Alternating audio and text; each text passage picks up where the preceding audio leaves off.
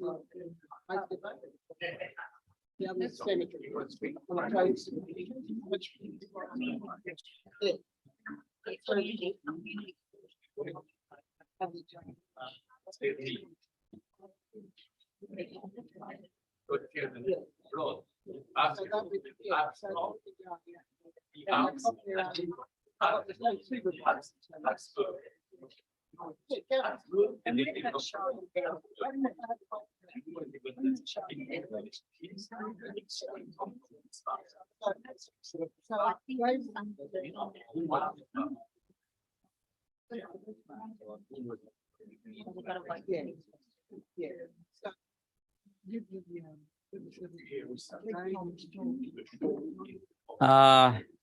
everyone to the ordinary meeting for Council, August 22. Pursuant to Council's Code of Meeting Practice, 2 public forum sessions will be held during the Council meeting. 1 public forum session will be held following the acknowledgement of the Broken Hill mining history to hear submissions from the public on matters listed for consideration at this meeting, and to also hear submissions of general matters. And the other public forum session will be held prior to confidential matters and will consider submissions from the public on matters considered by Council at this meeting only. Statement of ethical obligations. All councillors undertook an oath or an affirmation at the beginning of their term of office and declared to undertake the duties of the office of councillor in the best interests of the people of Broken Hill local government area and the city of Broken Hill, and that will faithfully, impartially carry out the functions, powers, authorities and discretions vested in them under the Local Government Act 93 or any other act to the best of the ability and a judgment. Live streaming recording of council meetings. This council meeting is being live streamed via YouTube and recorded and published online via council's website. To those present in the meeting today, by participating in the public meeting, you are consenting to your image, voice and comments being recorded and published. The Mayor and or General Manager have the authority to pause the live stream if comments or debate are considered defamatory, otherwise inappropriate for publishing. Participants are advised that they may be subject to legal action if they engage in unlawful behaviour. Apologies, we have none. Everyone's here. Leave of absence, nil. Everyone here. Can I call on Councillor Boland for the prayer? Thank you, Mayor Kennedy. Almighty God, we ask you to invoke your blessing upon this council, direct and prosper our deliberations to the advancement and true welfare of the people of the council area, our state and Australia. Amen. Amen. Councillor Gallagher. Yeah, we acknowledge the traditional owners on the land upon which we meet today, the land of the Winnicali people, and pay our respect to those elders past, present and emerging. Councillor Jewett, the acknowledgement of mining. Thank you, Mayor Kennedy. We take time to reflect, remember and honour the over 800 miners that lost their lives and those that were crippled or maimed on the line of load. We thank the brave miners and their wives who were part of the 1919 and 1920 strike that lasted over 500 days and delivered a 35-hour working week. Mining is our past and future. Thank you, Councillor Jewett. We now go to public forum. We have a number of written items. The first one being Linda.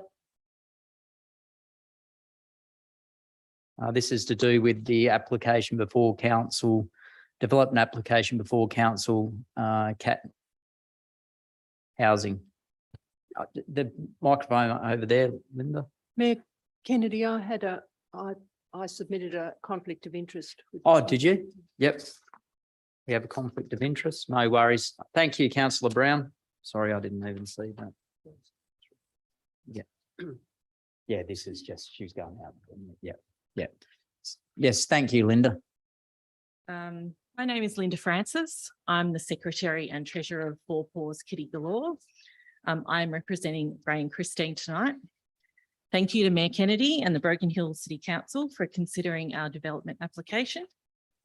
We note the 12 conditions of consent and are in agreement with them. I would like to speak to 2 of those conditions tonight. In reference to condition 4, we would like to request that the rescue can house up to 30 cats if needed, as outlined in our development application. We may have a pregnant cat in the rescue, or cats or kittens may be dumped on our premises. This addition will be utilised only when needed and not be used to increase the standard operating numbers of the rescue. This flexibility in numbers will allow us to ensure the welfare of pregnant and dumped cats in our care until we can safely rehome or transfer them to another rescue or animal holding facility.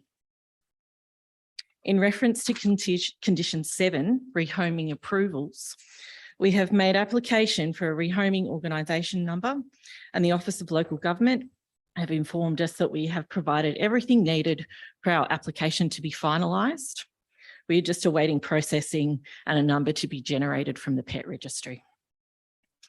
If our DA is approved, Four Paws Kitty Galore want to work with the Broken Hill City Council to advance the care of cats kept as companion animals in Broken Hill and surrounds.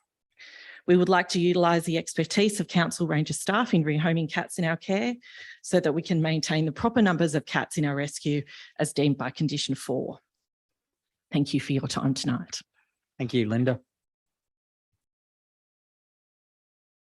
Just for the gallery, that report is on page 174 of the business paper. If people want to have a look at what the speaker was talking about. Number 2, we have John Luke Clavel, and rather than speak on the microphone, I will address his question here. So is the council... Sorry, do you want to bring Councillor Brown back in? Oh, sorry, Councillor Turley. Yes, that'd be good.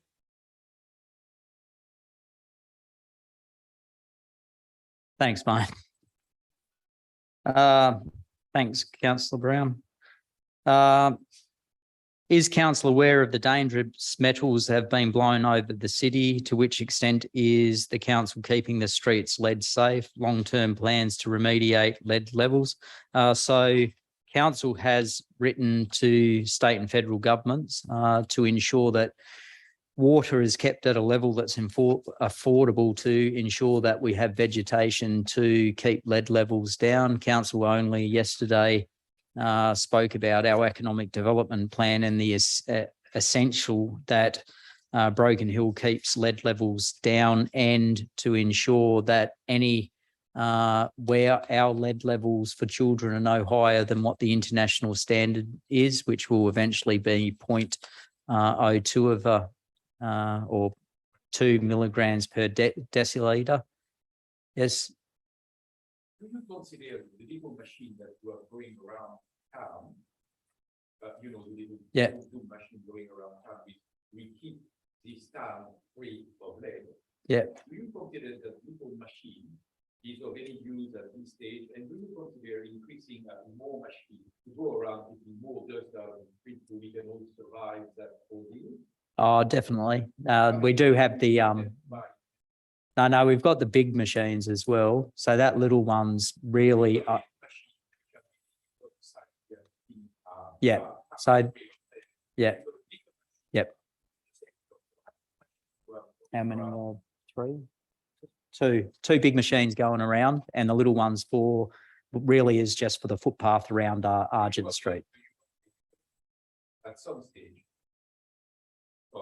Yep. Buy more machines.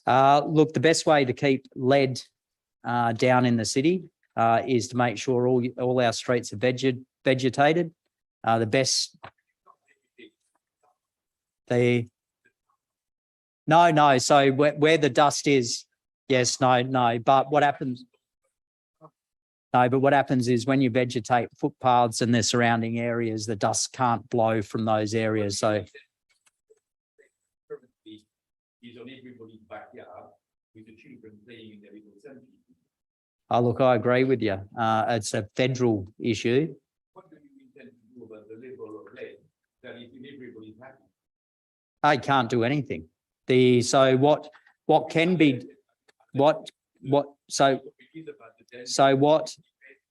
council must do, and what council has done, has contacted the federal government and the state government to ensure. Last month, last month. and 6 months before that, and 12 months.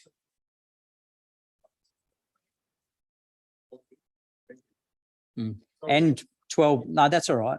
And 12 months, we've only got 2 minutes, so I'll keep it brief because there is other people. So council is very concerned about lead. And as I was saying, just council and the mayor, which is me, of course, and the councillors are very concerned about lead.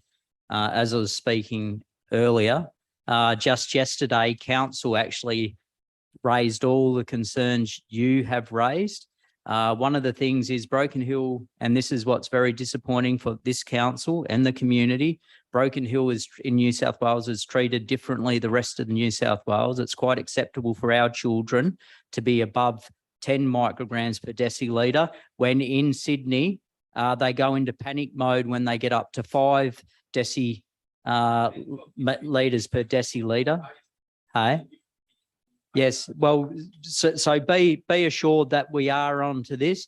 There was outcry on a railway line just out of Sydney when the rate of lead in the soil was above 500 parts per million. So we were here in Broken Hill, lots of areas are up to 2,000 parts. Some are, most are 800 parts.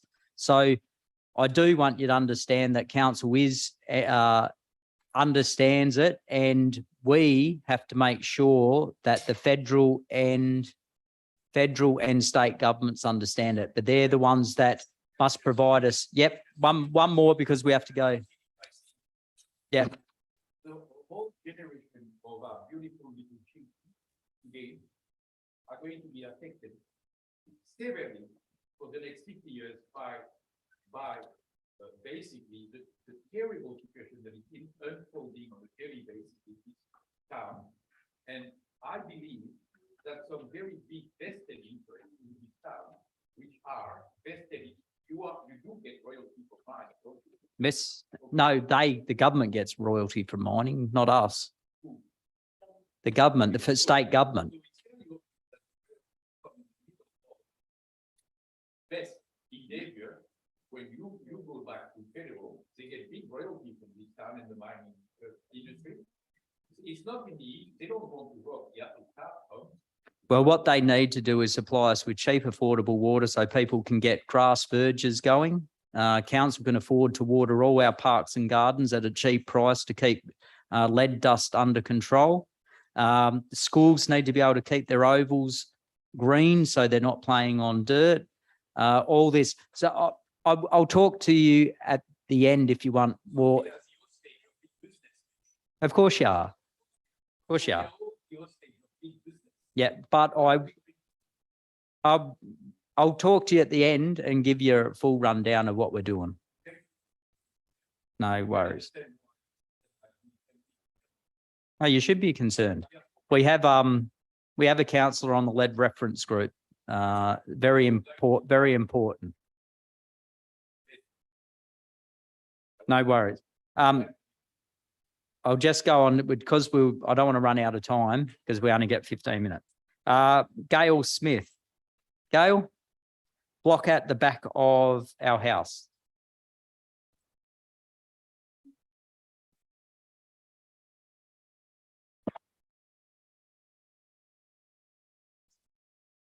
Good meeting, Mayor Tom and councillors. My name's Gail Smith. We live at 274 K Line. Yeah, it's all right, I'm shushing you now. See ya.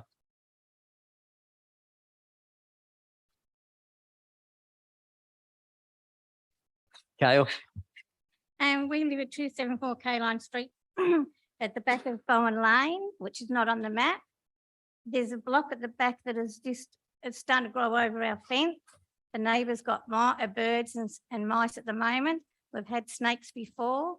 And I'm frightened that when the drunks walk up the lane at night time, they'll chuck a cigarette in and away we will all go. The neighbour did say that many years ago, the fire truck used to come and burn it out, but they won't be able to do that now because it's a smoke. No. I don't know what you're going to do. We will catch up with you at the end of the meeting, Gail, and all right. Jay will just get some more details and let you know.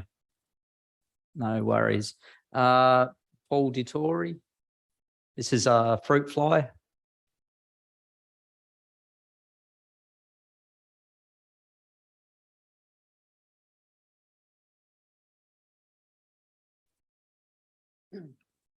My name's Paul Dittori. I'm a resident of Broken Hill, but I also have a farm out at Menindee. I have been following the last couple of years a lot of talk about the fruit fly problem that's in Broken Hill, and have noted the lack of coordination for a response, and a lack of understanding of how many individual actions need to be deployed to control fruit fly. A lot of those things can be done by the individual landowners, but one key step in that response of male fly trapping is something that is probably beyond the individual landowners to organise themselves, and I was hoping that council would be able to assist in that. I've since been told that council is also negotiating with Landcare, and part of my coming here tonight was to encourage council to develop a partnership with a community group, and I'm pleased to hear that Landcare is someone who is responding to that. And since hearing that, and a comment from Tom, I believe that part of my question, desire for information, is probably going to be addressed afterwards. So. Yes, for sure. So the general manager will catch up with you after the meeting, just to get some more accurate details. But just before that, if Jay doesn't mind, if you just want to briefly, because this is a concern to council, and it's been a concern to a number of community members that have come to council and spoken about it. So, and Jay has followed it up pretty extensively. Just if you give Paul a brief, just so the community and anyone listening can hear as well. Thanks, Mayor Kennedy. As the Mayor suggested, we have followed this up extensively earlier during the year, writing to New South Wales government and the ministers in regards to the fruit fly exclusion zone. Broken Hill was removed out of the Sunraysia circle a little while ago, which has obviously reduced some of those controls and really put the mandate back onto residents and somewhat Department of Primary Industries and local government. So we're working with them at the moment around how we can work with Department of Primary Industries to support the Broken Hill community and the Menindee region more broadly. But in the interim, working with Landcare on the upcoming fruit fly season. So these discussions happened a little while ago, just around the community awareness that we can all participate together around how to make your own fruit fly traps, what you actually need to do if you do have fruit fly, and then obviously just making the community aware of what actually fruit fly is and the damage that it can cause to the environment and more broadly the agricultural area. So community awareness obviously is fundamental to it. And then as the Mayor said, I'll catch up with you afterwards so we can have a look at this other proposal as well. Thanks, Mayor Kennedy. Thank you, Mr. General Manager. Just to also say, look, we understand that it's very difficult for the owners of fruit trees to keep them under control. Well, a lot of the people that have come in here have actually lost all their fruit, and they're aware of the fruit fly and try and stop it. It's really hard, and we do have to. I think you were saying about an island effect where and that's exactly what needs to be implemented long term to try and stop it for future, so we don't deal with it every summer. Thanks, Paul. That's the 15 minutes, but because it went on a little bit, is any other speakers? Yes, Branko LaCool. Thanks, Mayor Kennedy. There's a matter coming up in the council meeting about video conferencing in for absent councillors. I think the recommendation is that this not be adopted. I think that's not a good way to go. I think there should be a mechanism there in which if a councillor is caught away from the council meeting due to no fault of their own, that there be an ability to partake and participate in the democracy of this council. Even in the last year, yourself, Mayor Kennedy, you attended a couple of council meetings by video conferencing. So I can't see why you wouldn't allow that to continue, even if you put a limit of 3 per year. That's that one. There is another, sorry. Yep. There is another matter that's come up on regarding the Children's Memorial Cemetery. I think that's a great initiative and this council really good to get behind that. I think, however, there's one aspect which needs to be revisited and that's the proposed sculpture. Sorry. Yeah, I think as a council and as a community, you need to revisit that and maybe go back to the proponents and see whether there are other options. I think that's not an attack on the people who are behind the memorial garden. I think it's fantastic and it's an asset. It's a thing that this community needs. But that I think if you have a look at that sculpture, it needs to be revisited. I also have another question for council. When council went to public consultation on the draft, I think it was the community plan, I was asked, what would I like to see council do? And I said, we need another small breed dog park in town. I suggested the Picton Oval area. I think it's the northwest corner, which is just trees and scrub. I think council needs to, or should look at that and build one for small breeds of dogs. It can be separate from the Picton Oval Committee, which do a great job there, and it should be run by council and looked after council. So you're not putting any extra work on them. You wouldn't even have to bulldoze any trees or anything like that. They could be part of the park. Just with that one, I think it's a good idea. We'll put it to the next works committee. That'd be great. Okay, so that one will just no worries. I've got one last item. It's great to see that this council is continuing all the work the last council started with the concrete footpaths.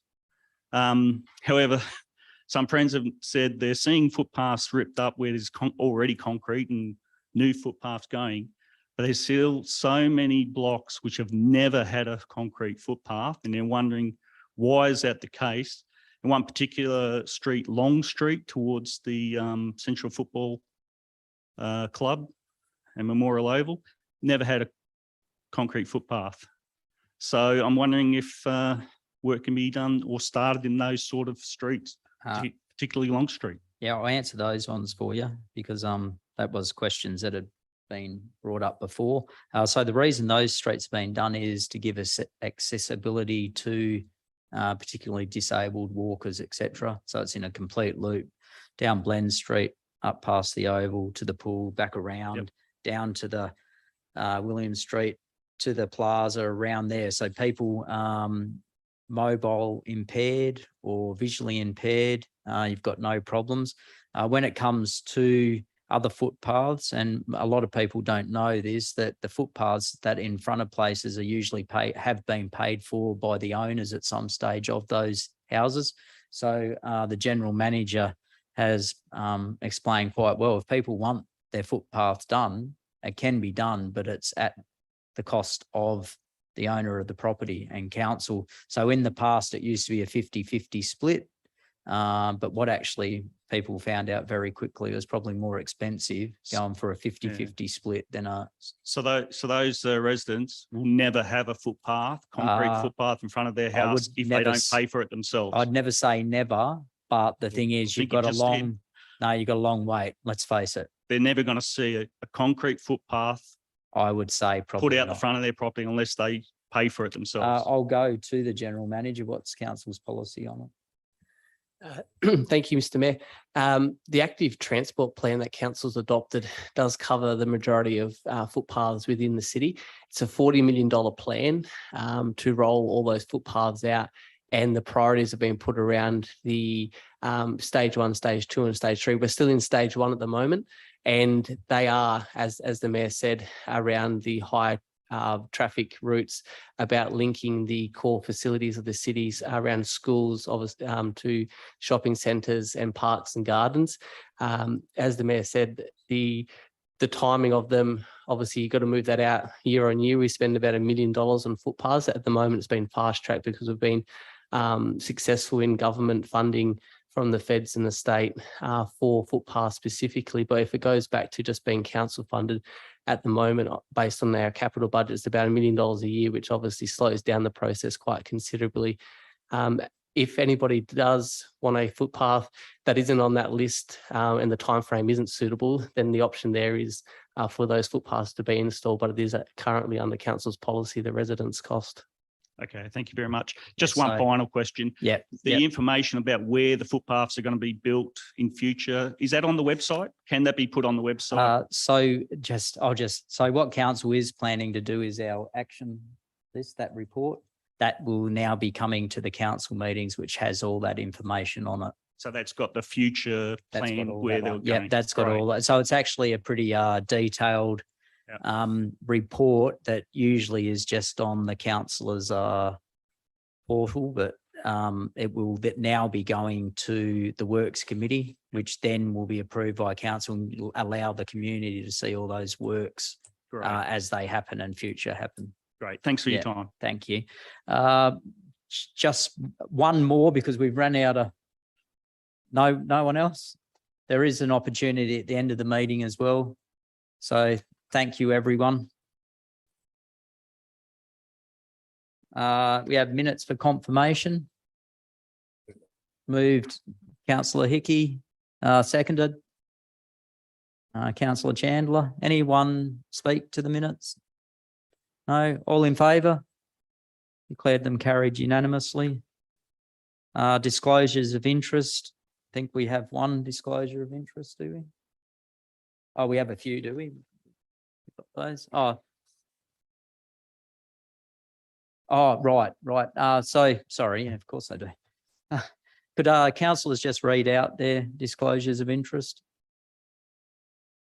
Yes, I'd like to disclose an interest in report number 195/22. The bankruptcy matter. I'm the non-pecuniary interest in that, so I'm related to the applicant and I'll be leaving the room. Yeah. Next. Yeah, thanks, Mayor Kennedy. I'd like to disclose an interest, 179/22. It's for the proposed sale of a block of land in Iodide Street that it's going out to all agents for them to tender on it. If LJ Hooker happen to get it, I'm not involved with LJ Hooker now, but I do their options for them. So I disclose that would be pecuniary interest, and I'll step out of the room. Councillor Brown. Yes, Mayor Kennedy, I'll disclose an interest in item 180/22, as I do know one of the proponents. No worries. Mr. Nankivell. Thank you, Mayor Kennedy. I'll disclose an interest in Mayoral Minute number 11/22 for the reasons of it being the General Manager's contract and performance review, and I'll leave the chambers. Thank you. Mayoral Minutes. So we have two Mayoral Minutes in the business paper. Mayoral Minute number 1, Council Mayoral Minute, August 25/22 be received. The Council Chief Assets and Project Officer, Mr. Cody Howard, be appointed to the role of Acting General Manager from Monday, the 7th of November to Tuesday, the 15th of November, whilst Council General Manager Mr. Nankivell is on a period of annual leave. That council approves the General Manager delegation of authority and authorises to Part 3 of the Local Government Act 93, Section 377 and 381 be issued to Council's Chief Assets and Project Officer Mr. Cody Howard to be able to carry out all functions of the General Manager whilst in the role of Acting General Manager from the Monday the 7th of November to Tuesday the 15th of November. we might as well get a second. Anyone want to second that? Seconded, councillor Hickey. Seconded. I'll just briefly speak in favour of this. Even our general manager has to have a holiday, and thankfully or nicely, Mr. Cody Howard is accepted the responsibility, who is looking nervous even thinking about it. So all those in favour? Passed unanimously. Congratulations for your week as general manager. Mayoral Minute number 2, dated August 22, Children's Memorial Garden. Be received that council accepts the donation of the Children's Memorial sculpture on behalf of the community of Broken Hill, and notes the sculpture will be installed in a circular brick shadow box within the Children's Memorial Garden at the Broken Hill Cemetery as per building consent 97-205, that council waive the fee of $202. Do we have a seconder for that? Seconded, councillor Hickey. Just briefly to the speaker, this is something that was first developed in 96 and was a whole of Children's Cemetery Garden. This is the final part of it, which has been 26 years in the waiting. There's been a number of attempts over that period to get this done. We did meet with the applicant or one of the board members of the original party.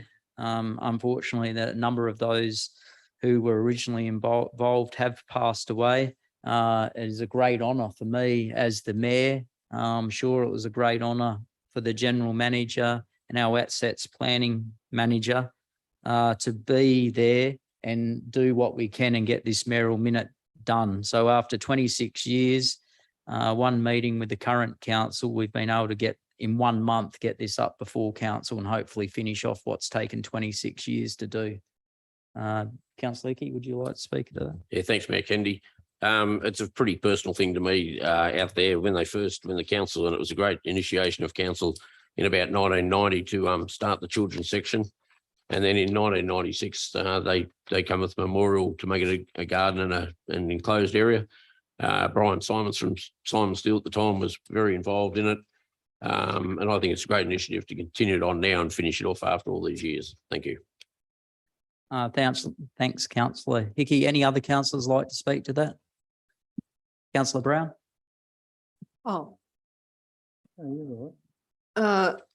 Yes, Mayor Kennedy.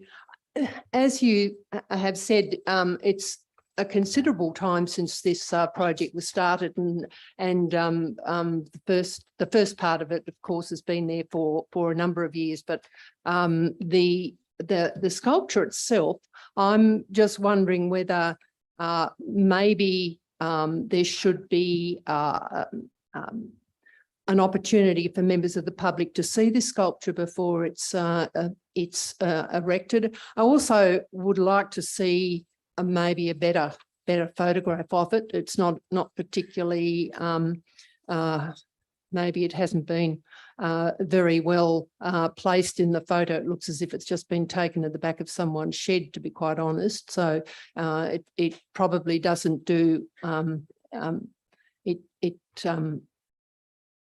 doesn't represent it fairly. But I think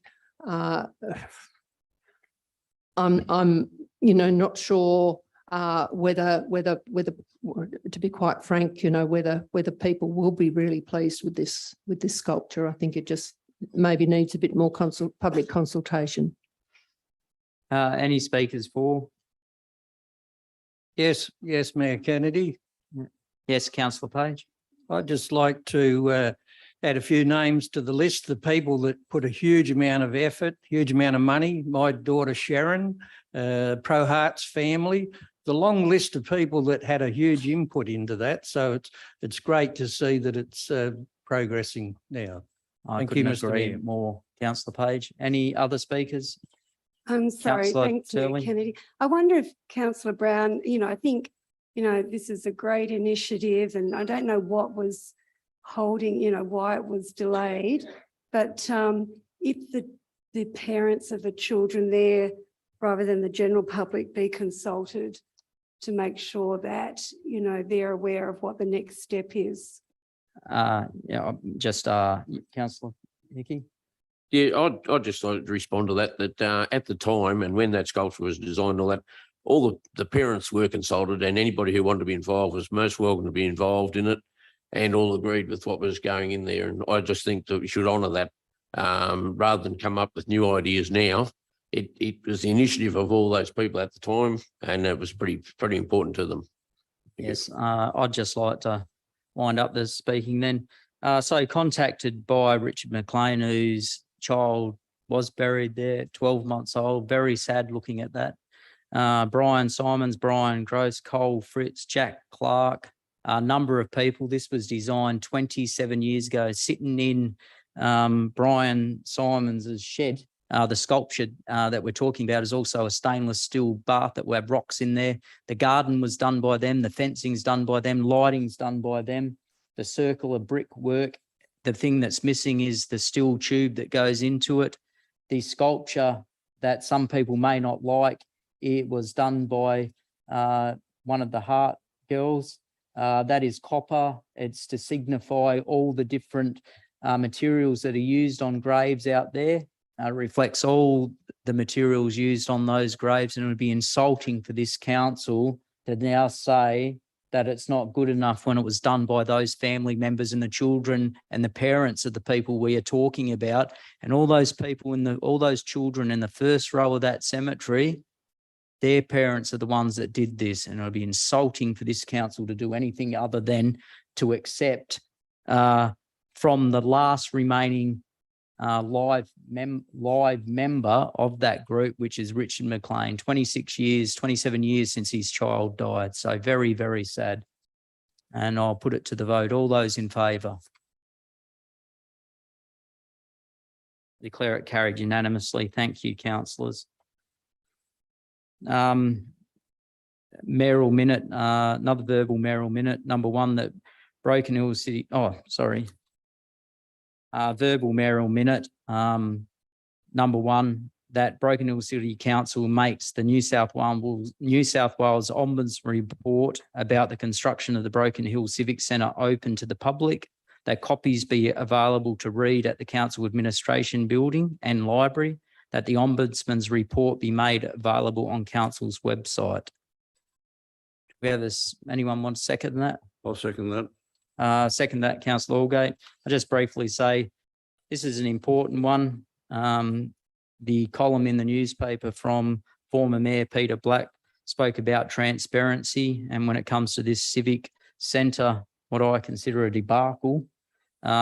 This council is not about hiding things from the public. This council is about being open, and we're quite happy to put that Ombudsman's report out to public view so everyone can read it. Everyone can see the names that are written in there. What happened? It should have been done a long time ago, but it will be done by this council because this council does believe in transparency. Just as a side note, one of the things that was questioned was about the finances of the Civic Centre case. The costs will be finished at the end in about 5 weeks' time, and then it goes back to the court to decide the final outcome. So unfortunately for us and the community, this is not something that's been handled quickly, but council will at least have the estimate of costs in 5 weeks' time, and then it's up to the court to decide just how long it takes before we get those. But as soon as the council knows, the community will know. So this is not about keeping things from the community. This council and council staff are very transparent when it comes to making sure the community knows what happens in our community. Speakers against the Mayoral Minute? Speaker for? Yes, Mayor Kennedy, I'd love to speak for the motion. Councillor Allgate. The reason I feel very strongly about this particular matter is the fact that it's been hidden from the public for 3 years. The council received the final report in January of 2020. And ultimately, the Ombudsman's final report was tabled in Parliament on December the 15th, 2020. Why it hasn't been released until now is beyond me. When the Ombudsman presented the report to the Council, the Ombudsman specifically recommended that the report be dealt with in open council so that transparency expectations could be met. However, the Council, led by the then Mayor Turley, decided that the matter would be considered in a confidential closed meeting of the Council, thus hiding it from public scrutiny.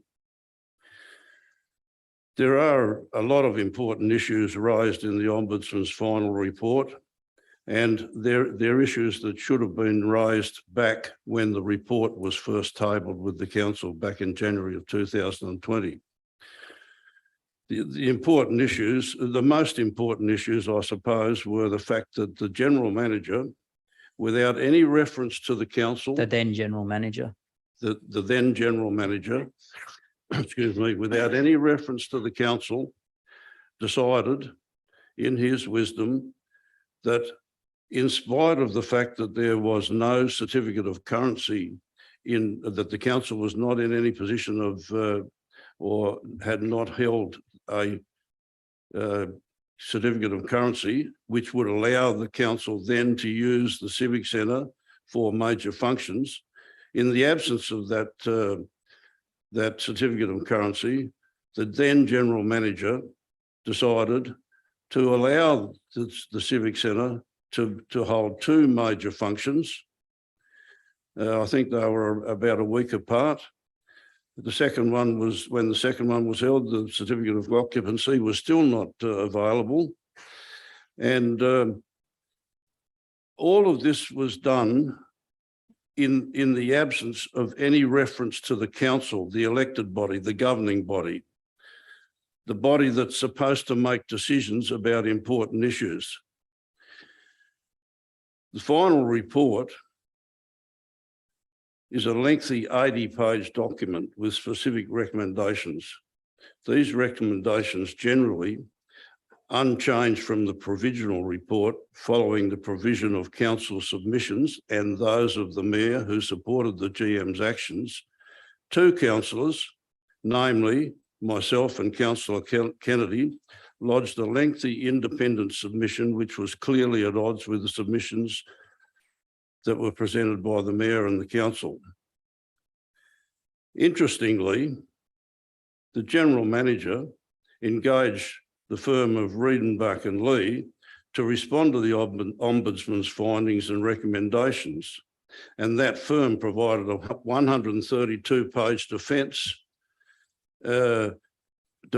against the arguments that were put forward that were basically criticising the actions of the General Manager. The engagement of that firm and the provision of the 132-page defence obviously cost a hell of a lot of money. And that also was done without a resolution of the Council approving such representation.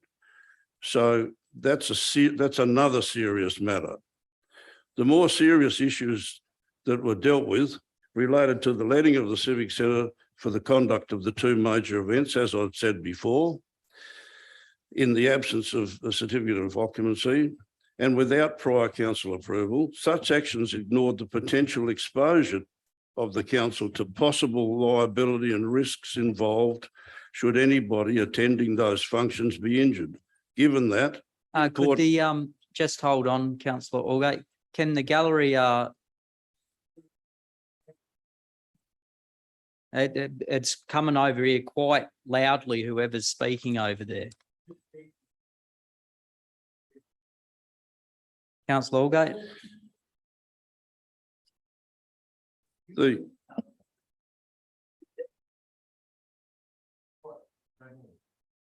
Councillor Allgate. The fact that the Civic Centre was used without the approval of the certificate of occupancy was a serious offence. Such action ignored the potential exposure of the council to possible liability risks involved should any of those attending the functions be injured. Given that, importantly, fire security was not in place, and it was known that there were numerous dangers present due to faulty workmanship and/or unfinished work. And the second important issue that was singled out by the Ombudsman was Councillor Allgate, can we just, Councillor's happy for extension for 2 minutes for Councillor Allgate? I am, yep. Continue, Councillor Allgate. I think it's important, Mayor, and I Yep. thank you for the extension. The second important issue was that there was an audio-visual contract let to Pro AV Solutions by the architects for the amount of $142 in January of 2016. 42,000. $142,000 in January of 2016. That contract was subsequently cancelled by the then general manager, Mr. Roncon, who then engaged Telstra to provide the AV technology equipment at a cost of $611,541, or 4 times the original cost of what is believed to be a similar outcome. Importantly, both of these serious decisions were made by the general manager without reference to the council or without council approval or resolution. Whilst the Ombudsman's report included the need to address numerous breaches of the various acts and laws in the provisional report and the final report, one such important recommendation, quoted at item 9, was basically ignored. That item 9 matter was, quote, that the council consider whether to take action against the general manager under the code of conduct in light of the findings of this investigation.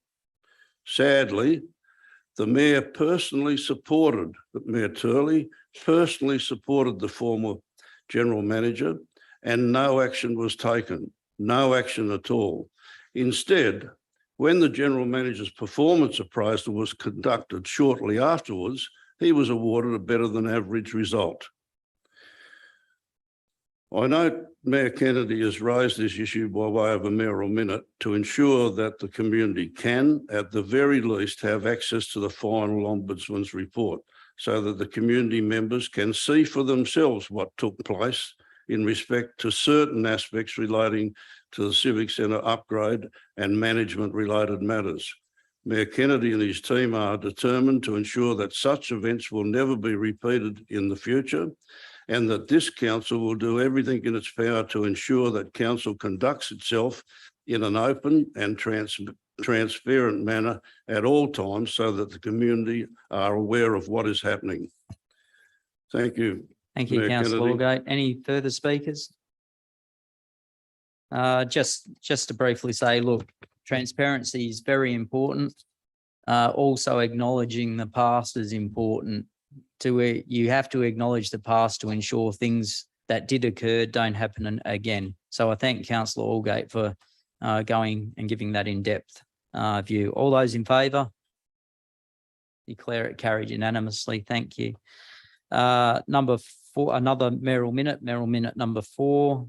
The Broken Hill City verbal minute, that Broken Hill City Council send correspondence to the organiser of the Monday Bash, congratulating them on another great event, that they be invited to provide council with promotional material that can be used and circulated at all conferences attended by council, that council be provided with a report about the potential benefits for tourism from council attending camping and caravan shows / expos, that council investigate opportunities for partnerships to attend camping and caravan shows, including with Monday Bash. Do we have a seconder for that? Councillor Turley. I'm sure everyone that went to that event would surely understand just how good it was. Not only is it good, the event itself, but what it brings into this town and the promotion that's caused by that event has ramifications or impacts for the whole year. So a lot of those people will come back and they'll talk about it, and we will get extra people here in town. What's really important is to make sure that we grow this event so that it remains viable for many, many years. For it to be completely viable, it needs to be 10 to 12,000 people every year. And council can help do that by promoting it whenever we go away. Some of the people that I said I'd mention tonight, there was a fellow called Jim Bryans from Queensland. He was one of the polite bash goers and lowered his head so everyone could see in front of him. So I said I'd give him a mention. So he's listening tonight. Hello, Jim from Queensland. Zane and Carolyn Crabb won the Undy run. So I don't know if they're listening, but I think they needed to be mentioned. And everyone else that had fun out there, great day. I think we should also mention our Inspector Chris Wallace, who was on the stage more often than any of the performers. So good on him as well. Do we have Councillor Turley? Would you like to speak? I'm just a bit shocked that my goddaughter was in the Undy run. So would you like to give her name? No, I know her well. Can I say that, you know, it took a while for us for the Broken Hill Monday Bash, and we can add the word Broken Hill in front of the Monday Bash, because that's the marketing that Broken Hill City Council wants to achieve, so that people understand when they talk about it, they're talking about Broken Hill first, and that everybody needs to travel through Broken Hill to get out to Monday. And if you're happy to include that, I Mr. certainly Mayor, would, Councillor I Turley. appreciate that. And, you know, that's one of the things about the reason why council supported this, is that it would not only attract people to Broken Hill, but the potential for promotion of Broken Hill throughout Australia. I was going to make a joke about even Tasmania, but across the seas to Tasmania. But, you know, you will find that events like this, it's going to be every second year now. Oh, is it? Is it? Second year? The Red Bash is 1 year, maybe not. No, it's next year. Next year as well. So Yep. yeah, 3 Yep. years funding are received. Yeah, 3 years funding. That you'll find that, you know, these has the potential to attract people overseas as well. So I think great job, everyone. Great job to all our staff involved. And, you know, let's continue to promote it at every level. Make sure we put Broken Hill in front of the Monday Bash, though. Oh, for sure. Any other speakers? Councillor Hickey? Thanks, Mayor Kennedy.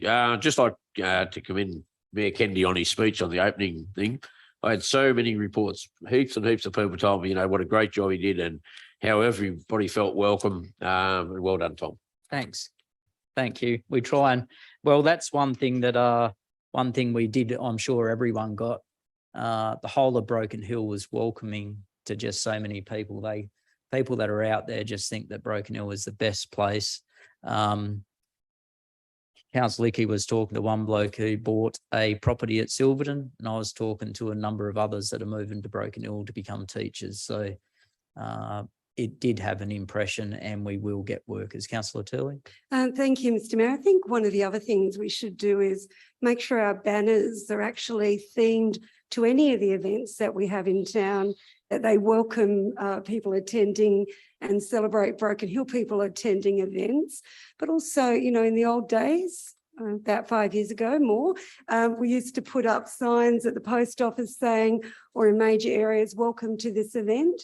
So if we could do that again, that would be great. That sounds very good. All those, no other speakers? Can I just make a quick Councillor comment, please, Boland? Mr. Mayor? I was out there for the 3 days, but I'll speak on behalf of my fellow hospitality workers that were in the city. We've seen a massive uptick. So it's great to have an event like this, second one through. This one around, we didn't get so much trade leading up to the events, but so many people travelling through Broken Hill were so impressed that they actually made an effort to come back to town and spend an extra few days in Broken Hill. So we actually got an uptick in the preceding couple of days post the event because they had such a great time out there and they wanted to see more of Broken Hill. And certainly the people I've seen through coming through the club were only had good things to say about Broken Hill, and they're going back home and telling all their people about it. I had a couple of friends from Sydney up for the 3 days, and we spent 3 days out there, and they loved it. And I've now got a list of people wanting to come out next year and attend the event with me. They're not so much campers because they're North Shore of Sydney, but we'll drive in and out every day, and they love it. Thank you, councillor Boland. All those in favour? Carried unanimously. Thank you, councillors.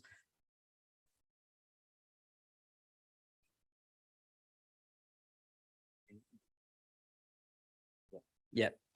So we have another Mayoral Minute, which is the General Manager's performance appraisal. That will be dealt with at confidential session. So we have notices of motion are nil, rescission motions are nil, reports from delegates are nil. Committee reports, the Works Committee. Item 1 is about asbestos. Can we have a mover for that? Move councillor Hickey, seconded. Councillor Gallagher. Councillor Hickey. I'd just move it as written. I'd just like to say that I think if as councillors we need to meet at some stage and talk about how we can actually assist with the disposal of asbestos materials. You can't do it for, you can't do a full cleanup and everything for everyone, but we can assist with, we should be able to assist with the dumping of it. Thank you. If I'll just put that some stage. Yeah, right. Oh, part of next month's report. Okay. Any other speakers? All those in favour? Declare it carried. Item 2, the CBD Revitalisation Action Plan. This is to do with the library archive. Can we have a mover for that? Move the recommendation as written. Move councillor Allgate, seconded councillor Turley. Councillor Allgate. I'd just like to say that, and remind some of the older councillors or longer term councillors that this was actually originally Mayor Kennedy's proposal back in 2016. I can recall it, and I'm sure some others would. The important things, I suppose, with this new project is that, as far as I'm concerned, it appears that the approach and the governance and management matters are that have been put in place look to be fine. We all remember too vividly what's happened with the Civic Centre, and that matter's still almost resolved, but not fully resolved, and we don't want that to happen again. So this project looks like getting off to a good start.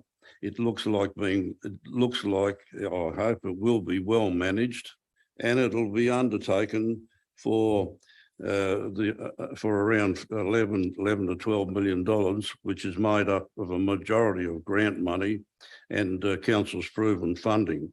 So it's not a massive amount like the previous situation that was promoted. It's really to provide purpose-built provisions for the archives, which have been lacking for many, many years, and I'm sure many councillors are aware of that.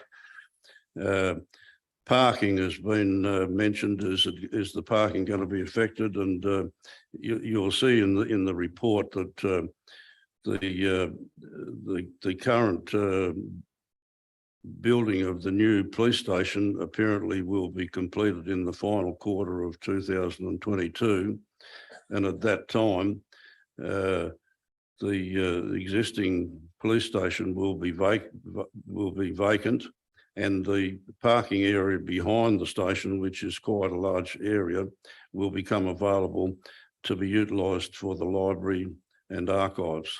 So I think all in all, it's a good situation that's eventually got legs. Thank you, councillor Allgate. Any speakers against? Councillor Turley? No, not to speak against. You seconded it. Would you like to speak? Oh, thank you. Look, this project is a long time in coming, and so we're really pleased it's progressing, and I thank all the councillors for their ongoing support for the project. Thank you, councillor Turley. Any other quick comments? Just one quick comment. There's 800,000 being put aside to move the current library. I think a lot of people want to know what's going on with the library. So the library will be moved and temporarily at the admin building on the bottom floor. The renovations that happen on the bottom floor will be done in a fashion that allows community use of the bottom floor of the council beyond the moving back of that temporary library. So that's just for the information of the community. All those in favour? Declare it carried unanimously. Thank you. Item 3, the wayfinding. This is about signage within the CBD, Patton Street, Queen Elizabeth, etc. We have a mover for that. I'll move that way. Move Councillor Boland, seconder. Councillor Chandler. Councillor Boland. Thank you, Mayor Kennedy. This is another great project that aligns well with the library in the CBD works. There's a really in-depth report.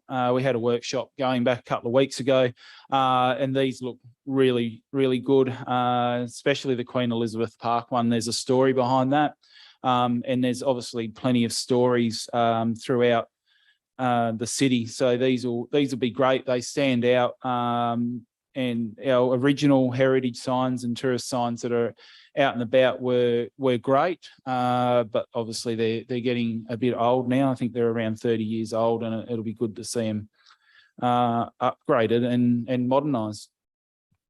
Any speakers against? Any further speakers for?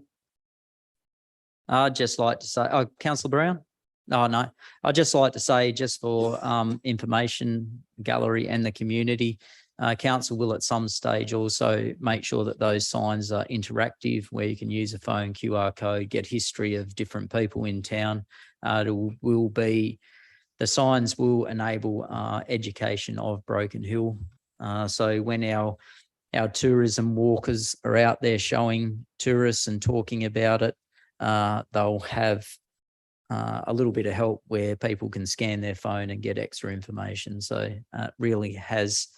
it is an exciting thing. It will look good, and it's very commendable for council to have done it. All those in favour? Carried unanimously. Thank you. Traffic control, traffic counter equipment. Do we have a mover for that? Councillor Turley, seconded. Councillor Hickey. Councillor Turley, you'd like to speak to that? Councillor Hickey, you'd like to speak to that? Just briefly, so everyone knows, it's $28,000 in traffic equipment. The equipment is the normal equipment council needs to operate in a safe and effective way. So it includes signage and other things. All those in favour? Carried unanimously. The local traffic committee. This is just the minutes of the local traffic committee. Would you like to move that, Councillor Brown? Move, Councillor Brown, seconded. Councillor Turley. Anything of interest for the public, Councillor Brown? I don't think so, Mayor Kennedy, unless there are questions. It's very straightforward. No, straightforward. Just for the gallery, all the information are in the reports, and it talks about what sort of things are happening with traffic matters, just so people do understand how traffic matters work. Council puts recommendations, and other groups can put recommendations to the traffic committee. The traffic committee then decides, and it comes back to council for ratification. Councillor Brown is an observer on that committee. All those in favour? Declare it carried unanimously. Item 6, the minutes of the Memorial Oval Park development. Do we have a mover for that? Councillor Hickey, seconded. Councillor Allgate. Councillor Hickey. It's an excellent project, and it all come across very well. It's all written in those reports as where it's up to, but it's going to be an excellent project for Broken Hill. It really is. Any other speakers? Just for the people listening, it is a really good project, and we'll have 12 new netball courts. At some stage they may be indoor, but also cricket pitches, and that it will be one of the best projects the council's had to deliver for a long time. All those in favour? Declare it carried unanimously. Item 7, Broken Hill report the minutes of the Picton Oval Sports Ground. Do we have a mover for that? I'll move that way. Councillor Boland, we have a second. Second. Councillor Allgate. Councillor Boland. Thank you, Mayor Kennedy. Just reviewing the minutes, and I also I had an initial question about the long jump pit, but then I got to the end of the documents and noticed that it had been answered from last month's questions without notice. So I thank the council staff for preparing that reply to the long jump pit at the Picton Oval. What was the reply, Councillor Boland? Let me just bring the report up, Mayor Kennedy. It's a long report tonight. My apologies.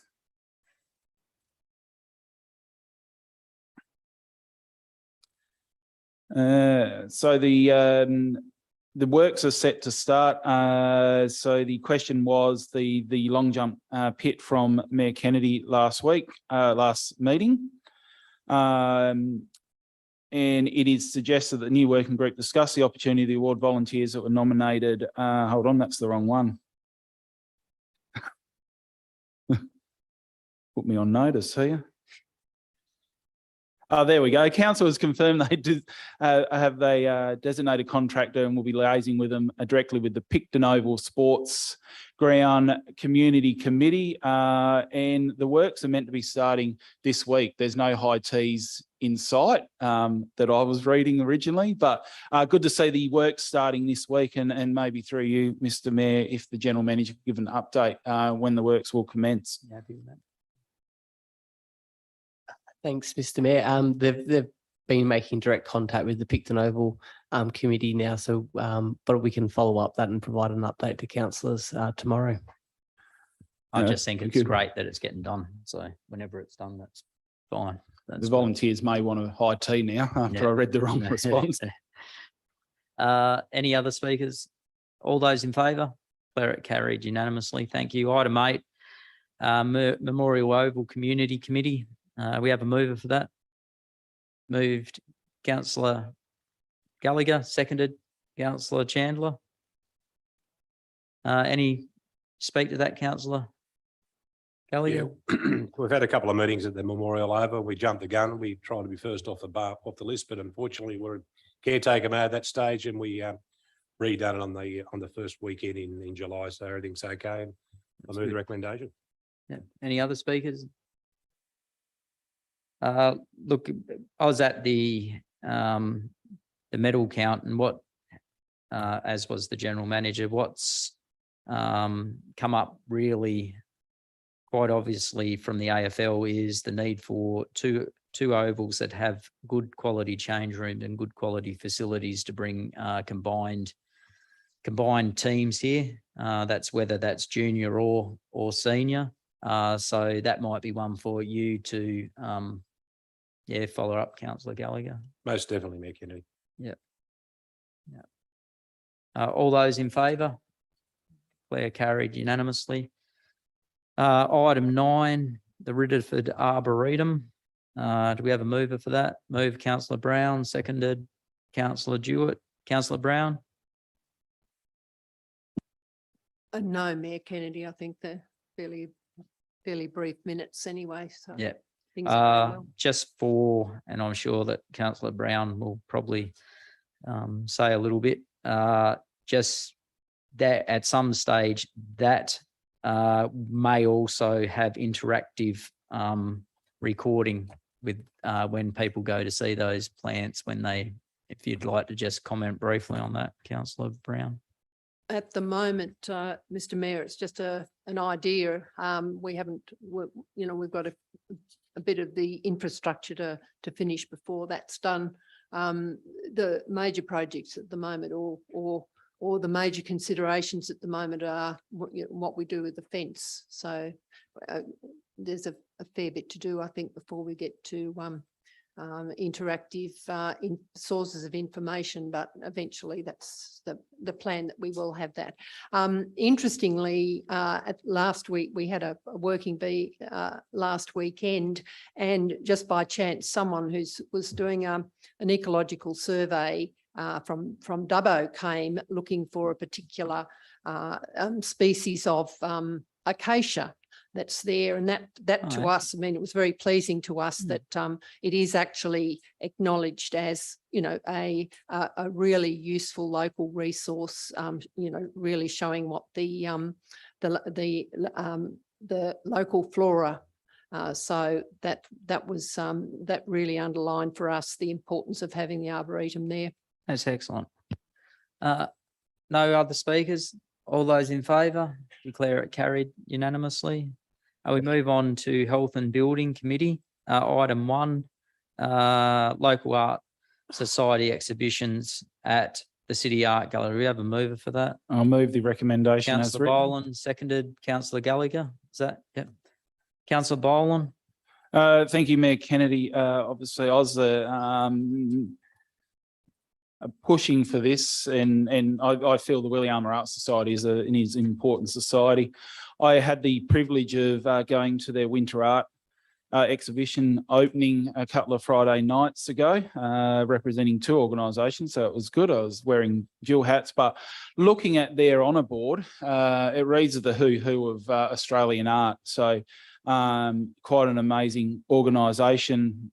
And I noticed concerns around art policies and the like. And I think with how supportive this council is of local art and local artists, that if there was any issues with policy getting these groups into our amazing, wonderful art gallery, that the council would work on changing those policies to ensure that these groups can show their art at our amazing art gallery. And I note, where does it leave other local groups and artists? I think there's plenty of room for all local groups and artists, and they can certainly approach council. And we want to really promote the amazing art culture we've got in this city, and really develop it for the next generation coming through, which will come through organisations like the Williama Art Society. Thank you, Councillor Boland. Any speakers against? No. Look, seriously, I think at some stage council needs to look at making sure that the art policies change so the exhibitions at our local art gallery are based around our art collection. It takes 3 years to get our art collection completely showed if we start from the beginning and the end. And as far as I'm concerned, our local art gallery should be used to show off our local art collection, as opposed to bringing in exhibitions from all over the country. Councillor Page. Yes, Mr. Mayor, that's good news, what you're proposing, and the sooner we do it, the better. Thank you. All those in favour? Declare it carried unanimously. Thank you. Item number 2, be appointed as Crown Manager. Do we have a mover for that? I'll move that way. This is the just for the public gallery. This is for the police station when it is vacated. Councillor Gallagher, seconded. Second that. Councillor Hickey, you like to speak to that, Councillor Gallagher? Yeah, just quickly, if we don't change it, it can be used for police purpose. Now it's for community purpose. It's great to see that the community is going to get a chance to use that area of the police station when they move to new premises. So I move the recommendation. Thank you. Councillor Hickey. Yeah, thanks, Mayor Kennedy. Yeah, it gives us potential for the community and for potential for police museum there, and also a services army in that museum in the town for the RSL, and that I think would be a great collection, and it'd be run by volunteers, so it should be good. Yeah, I agree. It'd also be good for that land to be at the back. The detachables will be removed, which means there's extra parking in the area for the new library and other. So that was the other advantage of the land. Any other speakers? No. All those in favour? Declare it carried unanimously. Item number 3. Item number 3. Move the recommendation. Land in Arts. Councillor Hickey, before we move it.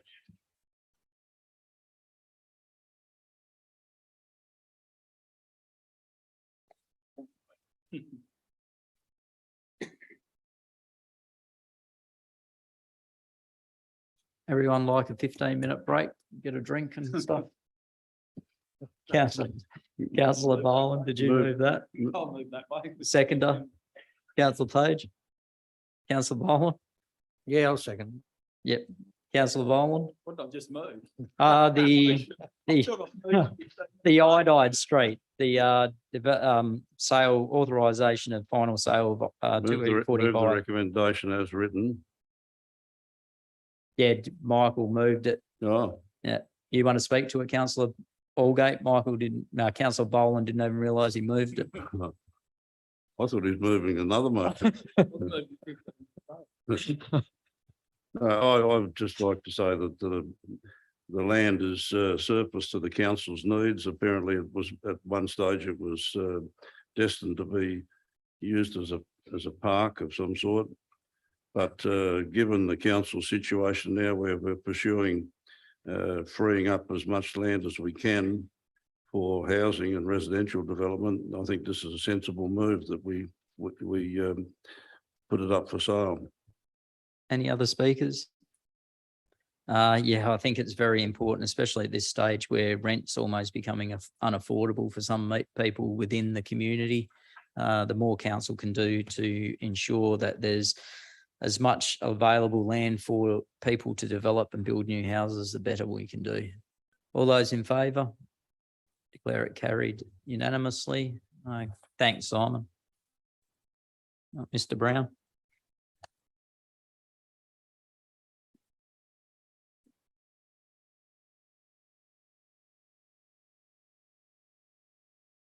Motion was passed as read, councillor. No, it's easy tonight.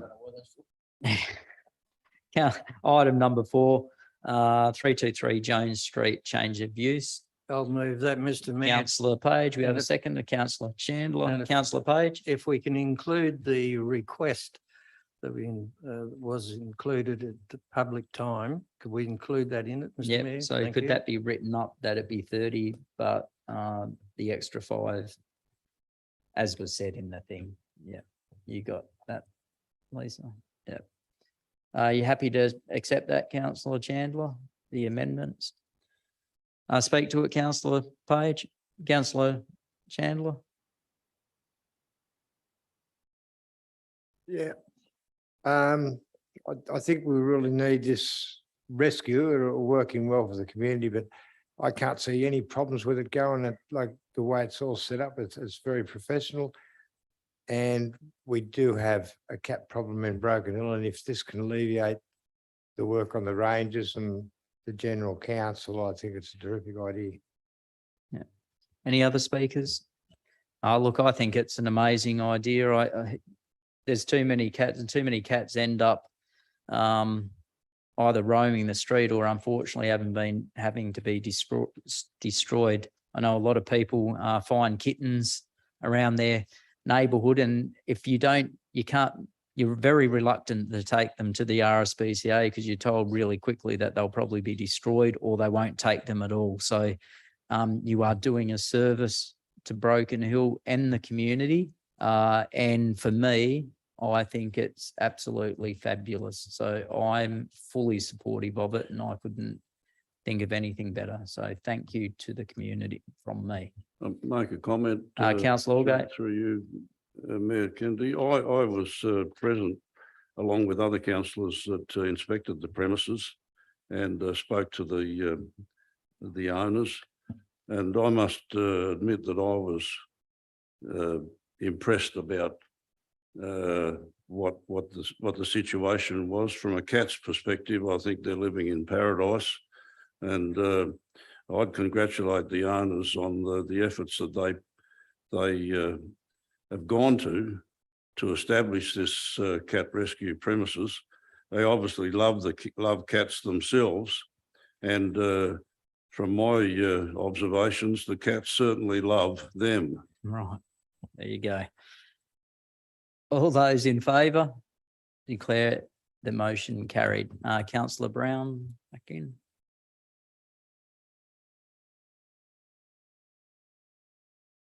So I'll explain when. So Councillor Brown, that was passed with the requested amendments from when speaking at the public gallery. Item 5, minutes, the Friends and Flora. Do we have a mover for that? Councillor Brown, one of yours. Yes, Mayor Kennedy, I'll move them. Seconded. Councillor Allgate, speak to it, Councillor Brown? No? No. All those in favour? Declare it carried unanimously. Thank you. We move on to policy in general. Item number 1, childcare. Do we have a mover for that? Councillor Allgate, seconded. Councillor Page. Move the recommendations. Councillor Allgate. Yes, I'll move the recommendations as written, Mayor Kennedy. It's important for this council to, given the possibility of the establishment of, or the fact that Horson's iron ore is expected to start construction stage in, I think, in about 12 months or so. And that, coupled with the fact that the hydro store project that will eventually be established down at, it seems, will be established down at Potosi, there's going to be a need for, if we are to keep people in Broken Hill, keep workers in Broken Hill that will be employed by those organisations along with Cobalt Blue, there's an importance that we not only do everything we can to provide, to do everything we can to ensure that additional housing is provided, so that we overcome the situation that may present itself where most of the employees might be fly in, fly out. We don't want that. We want the people that work in or about the town, reside in Broken Hill. One of the critical needs already, without an influx of additional people, is the fact that the waiting lists at the current childcare centres in Broken Hill is just ridiculous. You know, I think one of the centres had a waiting list of something like 70 odd children on their list, and they probably never will reach that service before they're of the age where they will be going to kindergarten. So, I mean, we really have to do something about the fact or the shortage of childcare services in Broken Hill. We have to explore every possible avenue we can with ministers and the governments, and management are already working on this quite furiously. And I think we need to support the management in every way we can. This is important to the overall expected population increase in Broken Hill. The council's aiming at increasing the population to around about 25,000 in over the next few years. And to do this, we need these services to be in place. Thank you, Councillor Allgate. Councillor Brown. Sorry, Councillor Turley. Thank you, Mr. Mayor. And I just wanted to raise, the importance of this motion and recognise all the work that the staff have been doing towards this. But I wondered, one of the low-hanging fruits that we may be able to achieve is the Far West Family Daycare Service. And at the moment, I think there's around 14 to 16 educators. If we could increase that by 10, or if we could work with family daycare services to increase that by 10, that has the potential to pick up 70 new services for families. And I think that if do you we have could any pick ideas up, for that, Councillor? Pardon? Do you have any ideas for that? Well, I think firstly that council should meet with the Far West Family Daycare Services and provide any support to attract new educators into the roles of family daycares. I mean, they call educators now. They used to be family daycare mothers when my kids went to family daycare, and certainly they were some of the best support that you have. They're, in their own homes, they're easily accessible. But I think if we could actually ask council to meet with the family. Would you like to add that as a number 4? Are you happy? Councillor Turley, you happy to accept that, Councillor Allgate? Thank you. So if we put that council meets with Far West Family Daycare Services to discuss the opportunity to increase educators in Broken Hill. I'd be happy with that, around that. Thank you. Any other Councillor, Councillor Page, you second that. I should have already asked. Councillor Page. Thank you, Mr Mayor. Reading here, the Cobar. You were happy to accept that, by the way, councillor Yes, Page? That, yeah. yeah. But if we yeah. can just add to it, Yeah. the Cobar Shire Council provides Far West Family Days care services in Broken Hill. So what can our council look at, this council playing a part? If you go back and look at the history of Broken Hill, it's been built as a wonderful place to live with volunteers. Anything that needed to be done, we used to be the main providers of virtually everything. And it's sad that we've missed out on what we used to do. And it's time we looked at what can we do. Mr. Mayor, Definitely, thank you. councillor Page, if you don't mind speaking about that. Okay. Only if you're not putting you on the spot, we can talk about it later. Thanks, Mayor Kennedy. It's certainly something we are assisting with in trying to attract obviously professional staff to Broken Hill to take up the child and the daycare services. The biggest issue facilitating additional childcare within the city isn't so much the infrastructure or the land that you have in the city, which we've got firsthand now with the development application approved. It's actually been able to attract the professional staff to carry out those services and who want to run those businesses. So certainly we'll be in contact with the Far West Family Daycare to discuss those opportunities, how we can support and work with those agencies, but we're also working closely with Foundation Broken Hill around those matters as well. The housing and livability strategy that council is currently undertaking at the moment with consultants is looking at ways we can address those issues as well. But it is a statewide issue, and certainly obviously for a growing population, childcare is one of the major livability factors. So it's the top priority, second to housing for that aspect at the moment. Thanks, Mayor Kennedy. Thank you. Okay. No other speakers? Can I just Yep. make comment? Thank you, Mr. Mayor. Maybe we can look at also, I had a meeting with the TAFE New South Wales today. It was around skill shortages in the region, and they got a heap of funding. Obviously, I was talking to them through the lens of a hospitality business, but they were going around town speaking to all businesses, seeing where the skill shortages were. And I understand in this day and age for childcare, you need certain levels of qualifications, Cert 4 diploma. So it may be beneficial for the council to engage TAFE New South Wales because they're actively looking to expand their training opportunities within Broken Hill. They're starting to hire new educators again, which is good for the first time first time in over 2.5 years. There'll actually be a hospitality course offered at the local TAFE, and the regional manager for TAFE New South Wales certainly said to me that they are looking for where there's shortages in the community to provide the training. Thank you, Councillor Boland. Happy to just follow that up. All those in favour? Declare it carried unanimously. Thank you. And I just apologise to everyone tonight. The council heating is not working. If everyone's just starting to feel a bit chilly, it's because we can be thankful it's not a really cold night because there is no heating. So sorry, everyone.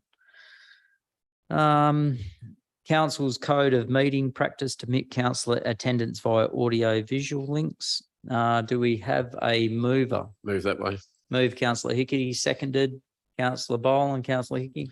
You move as written. My opinion is that you should be here. If you can should come to a meeting. We had excuses before when there was COVID about.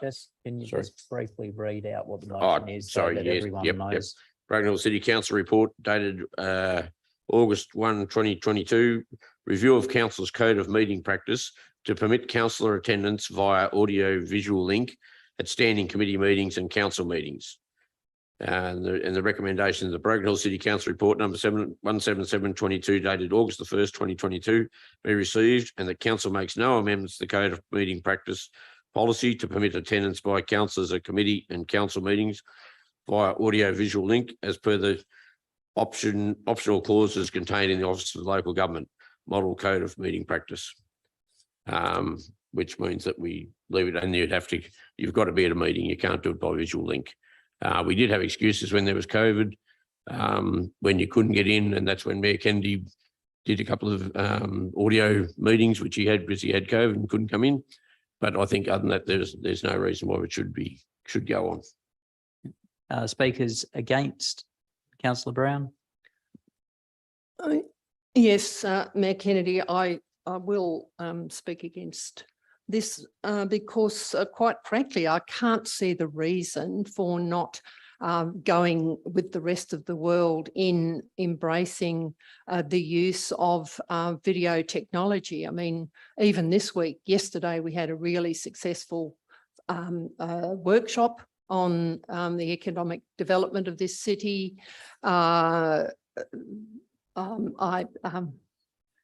attended another meeting, you know, where two of the participants were online, and quite frankly, these days it's the same as if someone is there in person. I just don't think this is a wise decision at all not to allow this. I'm not quite sure who you think is going to absent themselves and rather than come to meetings in person, just do it online, because it's my record for one certainly shows that if it's possible, if I'm here, or if unless I've got something else that's really important, I always attend personally anyway. So I really don't like the inference that if we go to allow audio visual attendance, that people will just choose not to attend. The recommendations in the model, the original model code of meeting practice specified that it wasn't to be taken lightly, that people had to have a specific and serious, genuine reason for not attending a meeting. But to me, it just opens it up. It uses the benefit for us as a remote regional community of embracing technology. I don't think the public at large will value the contribution of councillors more if they're there in person. I mean, what they're interested in is the decisions that they make. I mean, if you consider committee meetings, public attendance at committee meetings has been practically zero. To be honest, attendance by the media has been zero. So I can't see that people would be even aware whether councillors are attending in person or by audio-visual means. I would like to actually move an amendment, Mayor Kennedy, if I may, at this point. Brown. Yes, that the Code of Meeting Practice be amended to enable attendance at committee meetings by audio-visual means. Do you have a second for that? Would you like to speak to your amendment, Councillor Brown? Well, there's probably not much else I can say. I've outlined the reasons why I think this, you know, to me, it just makes sense to continue doing what was so well accepted during the time of the pandemic. If we're not going to go that way with council meetings, at least with committee meetings, where, you know, really the function of these committees is, you know, debate and so on, and making recommendations for consideration at the full council meeting, just not to allow people to attend. It's more important for, as far as I'm concerned, to have full attendance by whatever means than not. I mean, take the June meeting, the July meeting, I can't remember which one, July meeting, I think, where I was certainly here available to attend, but the meeting didn't go ahead because there was no quorum. Now, I don't know the reasons why people weren't attending, but it's certainly, I would imagine, very possible that had it been possible for people to attend remotely, then we could have had a quorum. Thank you, Mr. Mayor. Speaker against the amendment? No speakers against the amendment. All those in favour of the amendment? Councillor Page, Councillor Turley, Councillor Brown against. Councillor Gallagher, Councillor Boland, Councillor Allgate, Councillor Jewett, Councillor Chandler, Councillor Hickey and Mayor Kennedy. The amendment is lost. Do we have any further speakers for the motion? I'd like to speak, Councillor Mayor Kennedy, thank you.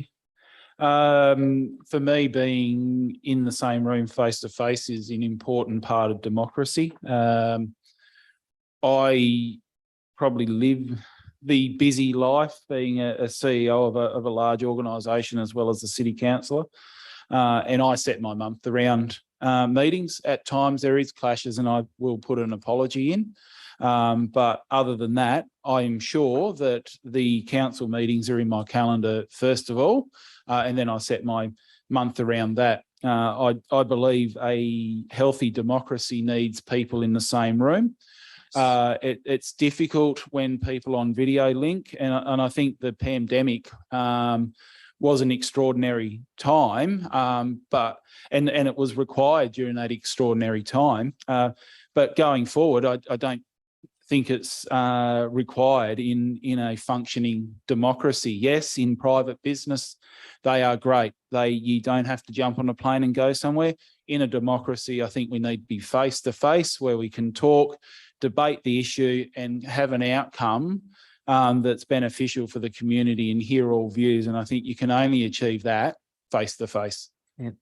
Speaker against, Councillor Turley. Thank you, Mr. Mayor. And can I say I've only ever seen councils participate in Zoom, usually when it's related to COVID. And I think for all of us, COVID hasn't gone away. We haven't got any protection that if councillors can't participate because they're in isolation, that means they're unable to participate in democracy. I think for all of us, it's protection of our staff, it's protection of other councillors, and that this should be used when there is a COVID incident. And as it is with the meeting code, councillors can't apply to attend online. And so I'd ask councillors to reconsider it to ensure there is democracy and the ability to debate. Thank you, Councillor Turley. Any further speakers? I know as mayor, it's virtually useless me trying to chair a meeting online as mayor, and I'd be letting down the community without a doubt by attempting to do that. And that goes for the chairmans of each of the committee. Also, as Councillor Boland said, this is people like to see face to face, speak, know what's going on, and don't forget people do watch the online productions. They see people here as opposed to a picture up there. I don't know how many times when people have been online, you don't even think to ask what they're doing. And that was without a doubt happened during COVID. The people that were online actually missed out on the debate almost altogether. I don't know how many times it was put to the vote and that vote wasn't even counted and would have to go back. Don't forget the person online. So it's not a good thing. I know with the mining related council alliance, without a doubt, meeting in person was completely different. There is a difference, and without a doubt, you can achieve probably 10 times as much in person than you would online.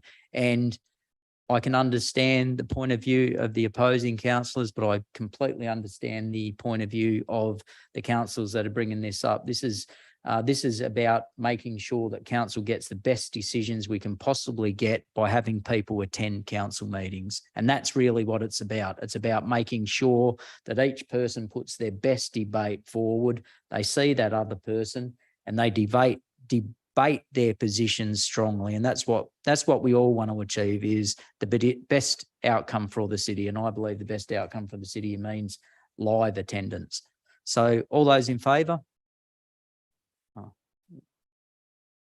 Councillor Gallagher, Councillor Boland, Councillor Allgate, Councillor Jewett, Councillor Chandler, Councillor Hickey, Mayor Kennedy against, Councillor Page, Councillor Turley and Councillor Brown. Thank you, councillors. I declare the motion carried. Item 3, public interest disclosures annual report. We have a mover for that. Moved councillor Gallagher, seconded councillor Page. Councillor Gallagher, you'd like to speak to that? No, Mayor Kennedy, it's all in the report. Councillor Page? All those in favour? Declare it carried unanimously. Thank you. Draft public art policy. Do we have a mover for that? Move the recommendation as written. Councillor Boland, seconded. Good. Councillor Allgate, Councillor Boland. Thank you, Mayor Kennedy. And just for the benefit of people listening at home in the public gallery, it's around some small amendments to the public art policy that ultimately the city's elected officials have the final say in public art. So we'll receive the recommendations from the committee, and then ultimately the elected officials will have the final say, which is, I think, a very important amendment to the policy, because ultimately we were elected and the community expects us to listen to their input as well, and we make decisions based off community expectations. So I think this is it's a small change, but it's a very wise change, and I look forward to some of the public art that will hopefully appear around the city shortly. Speaker against. Councillor Page, you want to just speak? Just a comment, Yep, Mr. Mayor. Councillor Page. I agree with all the comments that have been made, and we need to remember the Broken Hill people own the art gallery. They own it, and we are here, sitting here tonight, representing those ratepayers. So we all need to remember that every now and again. Again, we sometimes made a chair of a committee or whatever. You don't own that committee. The people of this town own it, and we need to listen to what they would like to see happen, not what we think. We're here to do what they would like us to do. Very well said, Councillor Page. Councillor Allgate. Comment, Mayor Kennedy. One of the other important factors, or one of the other important amendments, is that in the current policy, it's my understanding that those persons who wish to establish some public art, they have to pay a DA, and then if the council or whoever is making the decisions on whether the artwork is approved or not approved, if it's not approved, they lose their DA fund, their DA money. Now that's been changed to reversed. Now the approval process is processed first, and then if it's successful, if the council approves the actual artwork, then the people behind the artwork have to then submit a DA. So there's no problem about loss of DA and no artwork being established. That was one of the important things. Thank you, Councillor Allgate. Councillor Brown. I just have a question, Mr. Mayor. What's the current state of play with the CWA mural? I mean, as a piece of public art, I know it's not directly part of this this item, but it is a piece of public art, and this discussion, was held around that time. Yeah, there is a update on it. I'm not sure if it's confidential or not, but it's not confidential. Councillor Boland. Thank you, Mayor Kennedy, and to Councillor Brown, and speaking as a member of the Club Grants Committee, that was approved today. So that was funded today through the Club Grants Category 1 Committee, and the club putting up the majority of the money for that will be the Demo Club. So they had some funds to disperse, and there was an application put into that Club Grants Committee. So ultimately that has now been funded as of today to the tune of, I think, about $21,000. Thank you, Councillor Boland. Councillor Brown. Yeah, just a follow-up question, but has the design been approved? I mean, is it possible to? I don't think for anyone to see that design. So it's been funded without a design, without the sketch. Thanks, Mayor Kennedy. My understanding was, and I can't quote the council meeting that council had approved the concept design that was presented previously back in March or April. The process then was for council staff to contact CWA in respect of them submitting the development application for the mural, which was going to be in October 2023. Sounds like it may be happening quicker, and then assist them with the DA process. But my understanding is that design was approved by council. That is true. Yeah. Councillor Brown. I thought it was only a concept. I thought that design was only a conceptual thing with sort of stick figure design, you know, very, very, very sketchy design. Council approved That at the was meeting approved. their application. Yep, at this very meeting, not at this very meeting, at Oh, this yes, very council. yes, that design, but it wasn't a detailed design. I think one of the reasons, one of the points that of discussion was that the original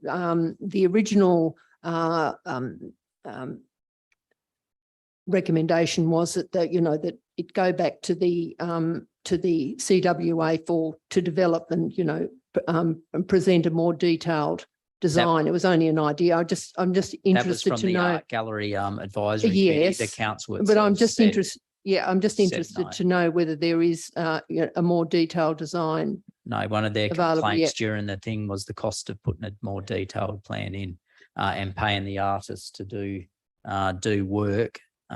Where this council said, no, we're happy and we trust the CWA to come up with a design that would be very fitting for that wall. Thank you. Any other speakers? Just a brief one. Apparently there's already been 4 or 5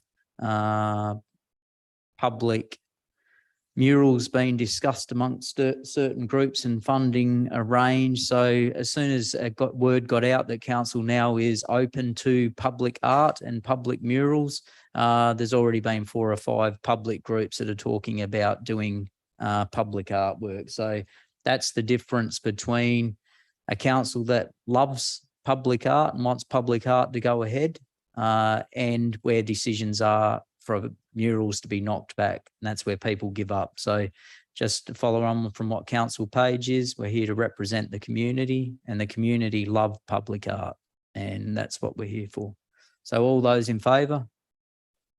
Councillor, all carried unanimously. Thank you, councillors. Disability Inclusion Action Plan. Final key performance indicators. Do we have a mover for that? Councillor Turley, seconded Councillor Hickey. Councillor Turley.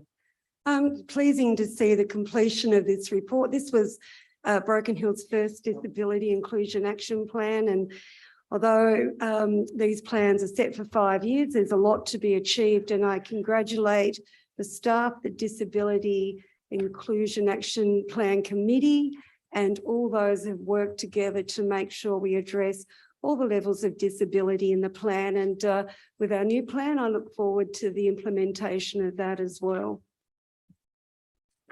Yes, thank you, Councillor Turley. Any other speakers? No, Yeah, thank you. Thanks, Councillor Mick. Yeah, I just Hickey. concur with what Councillor Turley said, and it's great with the footpaths being widened, and Queen Elizabeth Park, E.P. O'Neill Park is being looked at with under the disability guide, and it's great. It's great for the city. Thank you, Ms. Razia Newman, for doing that. Thank you. Very good. Look, I think all councillors know the importance of inclusion when it comes to disability. 700 odd people on NDIS in Broken Hill, so it's very important. And thankful to all councillors and council staff to make sure that has worked. So all those in favour? Declare it carried unanimously. Thank you. Item 6, the delivery program inclusive of operational plan outcomes. Councillor Allgate, Move the seconded. recommendation as written. Seconder. Councillor Boland. Councillor Allgate. All I'd like to say is that the performance indicators that have been met are a big improvement on previous years, as far as, or I believe anyway. And when you look at the 108 items considered, 79 were completed.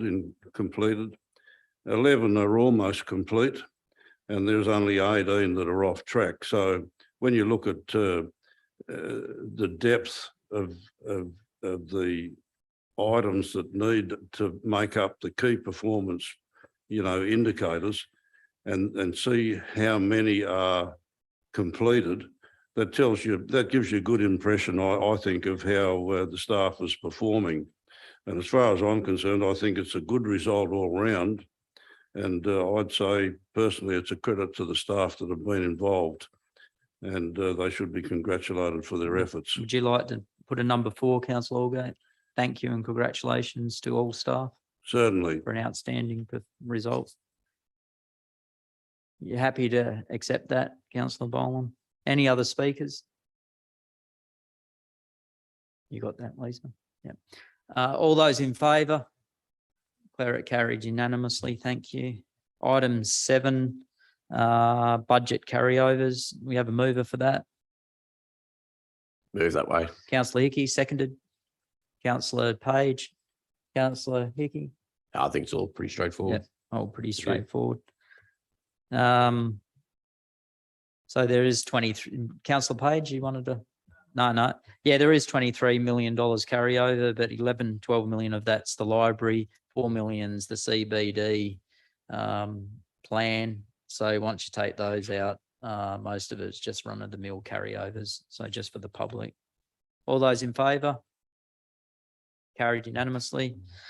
Investment strategy and portfolio. We have a mover for that. Move that way. Councillor Boland, seconded. Councillor Jewett. Councillor Boland. Thank you, Mayor Kennedy. Yeah, I mean, it's all listed out. The current investment portfolio is well balanced. Maybe in the future, we may look at increasing the term deposits as that cash rate increases, but this is listed as a report received, but that may be something we can consider into the future as a little bit of a less risk option as the cash rate increases. You'd like that put forward for the next policy meeting? Yes. Thank you, Mayor Kennedy. Thank you. Any other speakers? All those in favour? Declare it carried unanimously. Item number 9. Mover. Councillor Boland. Move that way. Seconded. Seconded. Councillor Allgate. Councillor Boland. Thank you, Mayor Kennedy. Again, well-balanced portfolio. Tough times currently. All through Australia is performing well, and the investment portfolio being so balanced is still performing well for the city as well. Thank you, Councillor Boland. All those in favour? Declare it carried unanimously. Item number 10, AFL Broken Hill and Broken Hill City Council Memorandum of Understanding. Who have a mover for that? Move that way. Councillor Hickey, we have a seconder. Councillor Jewett. Councillor Hickey. Oh, yes, of course, at the committee meeting the other night, I moved this motion. I was going to get the general manager to speak on it, but the chairman of the thing didn't allow me to do so. But yourself, Mayor Kennedy, and Jay, general manager, were there. So that's a question through me to you. And Jay? Thank you, Mayor Kennedy. Yes, just a bit of background. We met with AFL Broken Hill earlier this month or mid-July. I've forgotten the time frame now, sorry, councillors. But just in regards to their financial situation coming out of COVID, they didn't run finals for 2 seasons, being 2020 and 2021, which is their main area of income for those that particular code of football within the city. It's an assistance that they've come to us in regards to reducing the higher fees at Memorial and Alma Oval. Previous years, they've run the Auskick competition on a Friday night at the Jubilee Oval. And then this year they're running at Memorial Oval for the first time. So that is in essence the way this $10,000 has come about through an MOU for 2 years. The reason why they did move to Memorial Oval was just to give the Jubilee Oval a bit more rest from being used continuously, pretty much 7 days a week. So that was the purpose of the Friday night usage, and this is to assist them over the next couple of years to get them back on their feet, so that they can be self-sustainable for the year 2024 onwards. Thank you, General Manager. Any other speakers? Councillor Page? No? Oh, yes, Councillor Page. I was just going to make comment. Yeah, go. Mayor Kennedy, in regard to the amount of funding. So is that the 10,000 per? So it'll be a $20,000 20,000, yeah, 10,000 per over the year. 2-year Yeah, time frame. yeah, Thank you, yeah. Mr. Mayor. Thank you, Councillor Page. All those in favour? Declare carried unanimously. I think the AFL will be very, very thankful for that. It's an important organisation, and it's, let's face it, sport's something in Broken Hill that everyone's grown up with. Item number 11, Lamb ET, establishment of the ET Lamb Oval Committee. We have a mover for that. Move that way. Councillor Hickey, we have a seconder for that. Councillor, of course, Councillor Gallagher, his old stomping grounds. Councillor Hickey. Yes, look, it's the home of rugby, and I think it's we need a committee back on that. And I'd probably recommend that Councillor Gallagher be the councillor representing. Are you throwing him under a bus, Councillor Hickey? Not really. Are you happy to accept that, Councillor Gallagher? Yes, I think they'll. Yeah, I they'd be think all they'll good. be pretty Thanks very happy to have you back. Councillor Hickey, you want to keep on speaking? No, that's about all I need to say. You just threw Thank him you. under a bus. Councillor Gallagher, would you like to speak to that? No, I think I said enough. I'll be happy to go there. I was back there before, and I'll be happy to serve on that Yeah, oval again. It is the home of rugby league, and it's close to my heart. yeah, excellent. All those in favour? Declare it carried unanimously. Thank you. Item 12 is Broken Hill Heritage Committee minutes. Do we have a mover for that? I'll move that Councillor way. Turley, seconded. Councillor Brown. Councillor Brown, Councillor Turley, you speak to that. Yeah, thank you, Mr. Mayor. And I'll move this motion, but I have a question if I may, and it was raised at the committee meeting last night.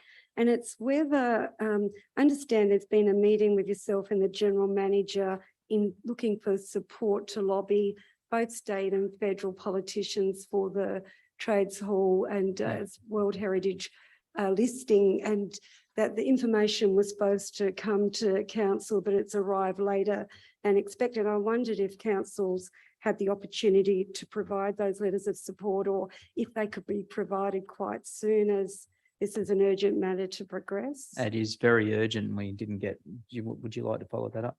Yep. General Manager. Thanks, Mayor Kennedy. Yeah, as you suggest, we didn't get the information until late, but we're currently drafting those letters today, so they should be issued by the end of this week for that support to both state and federal government. Yes. Look, if you're finished, Councillor Turley, for now. Yep.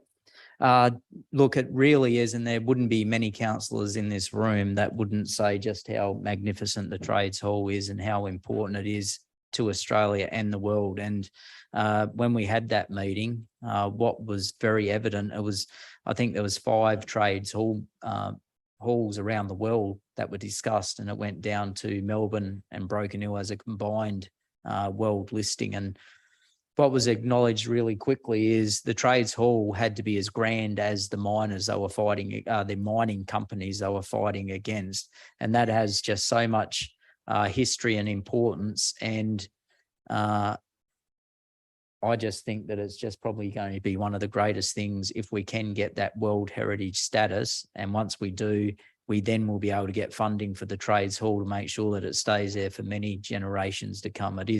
That's a really significant thing that needs to happen. And council for sure, and I would assume everyone, will do all we can to make sure that happens. So if any councillors would like to do individual letters of support, I'm sure they'd be welcomed as well. So anything else, Councillor Turley? Not for these minutes, Mr. Mayor. No, okay. All those in favour? Declare it carried unanimously. Thank you. Now we move on to further reports. Weather radar for Far West. Move the report. Moved councillor Boland, seconded councillor Chandler. Councillor Boland. Thank you, Mayor Kennedy. Here we are again. The Bureau of Meteorology just doesn't think Broken Hill exists, or we don't get severe weather out here. I think on Monday there was severe weather in the area. Luckily it hit, missed Broken Hill. I was going to say hit Broken Hill, missed Broken Hill. But I know Wentworth and Mildura got quite a few large hail stones. And I note that the Bureau of Meteorology said they just don't have the resources to install and operate radars in the far west, but they somehow have the resources and the ability to operate a Doppler radar near Mount Isa. Similar sized town, but you would have to argue that Mount Isa is a lot more remote. Well, I can guarantee it's a lot more remote from when I was living in Townsville and travelled out to Mount Isa. Broken Hill's a lot closer to a few things than Mount Isa, but somehow they can operate the radar up there, but out here we're not so no luck, and obviously there's been some severe weather and sadly some people have lost their life from that severe weather as well, but they don't seem to want to care about Broken Hill and telling us all to get on our smartphones and use the non-existent internet we have out here to look at old 1960s quality satellite pictures. Thank you, councillor Boland. Any other speakers? Yes, Yes, if you don't councillor mind, Mayor Gallagher. Kennedy. As I just said, like Broken Hill's got a lot of pastoralists around this area. From things we use from paddock to plate, it comes from this area. Whether it's cattle, whether it's sheep, we need to know what's going on. Our pastoralists need to know what's going on. The price of wool and the price of meat and cattle and lambs and cattle and goats at the present stage is what keeps our nation going, and that's what keeps this area going. So I think it's disgusting they won't put a weather station or advisory here in this great city of Broken Hill. Too right, councillor Gallagher. Well said, councillor Boland. Just for the information of councillors, the flood inquiry that would just recently be held in this area that was chaired by the former police commissioner Wheeler. I don't know if you knew that one, councillor Gallagher. Yes. Well, he more or less during that inquiry pushed our need for a radar Doppler in the area. So we have a much better chance of getting that once that final report is held. And he made a few phone calls during that time to make sure he'd do all we could. So from a council perspective, we just have to keep on pushing it as we can to make sure that we get it. And I'm very sure that all of us in this room are right behind it. All those in favour? Carried unanimously. Item number 2, Christmas shutdown. Do we have a mover for that? Move councillor Gallagher, seconded councillor Chandler. Councillor Gallagher. I know, Mayor Kennedy, it's just that it's good to see that we've got it out early to ensure that the general public knows our breakdown and what we have in our staff doing their break over the festive season as well. Too right. Any other speakers? All those in favour? Declare it carried unanimously. Councillor attendance at the New South Wales Mining and Exploration Conference. Do we have a mover for that? Councillor Gallagher, seconded. Councillor Allgate, speak to that, Councillor Gallagher. You'd like to briefly speak to that, Councillor Hickey?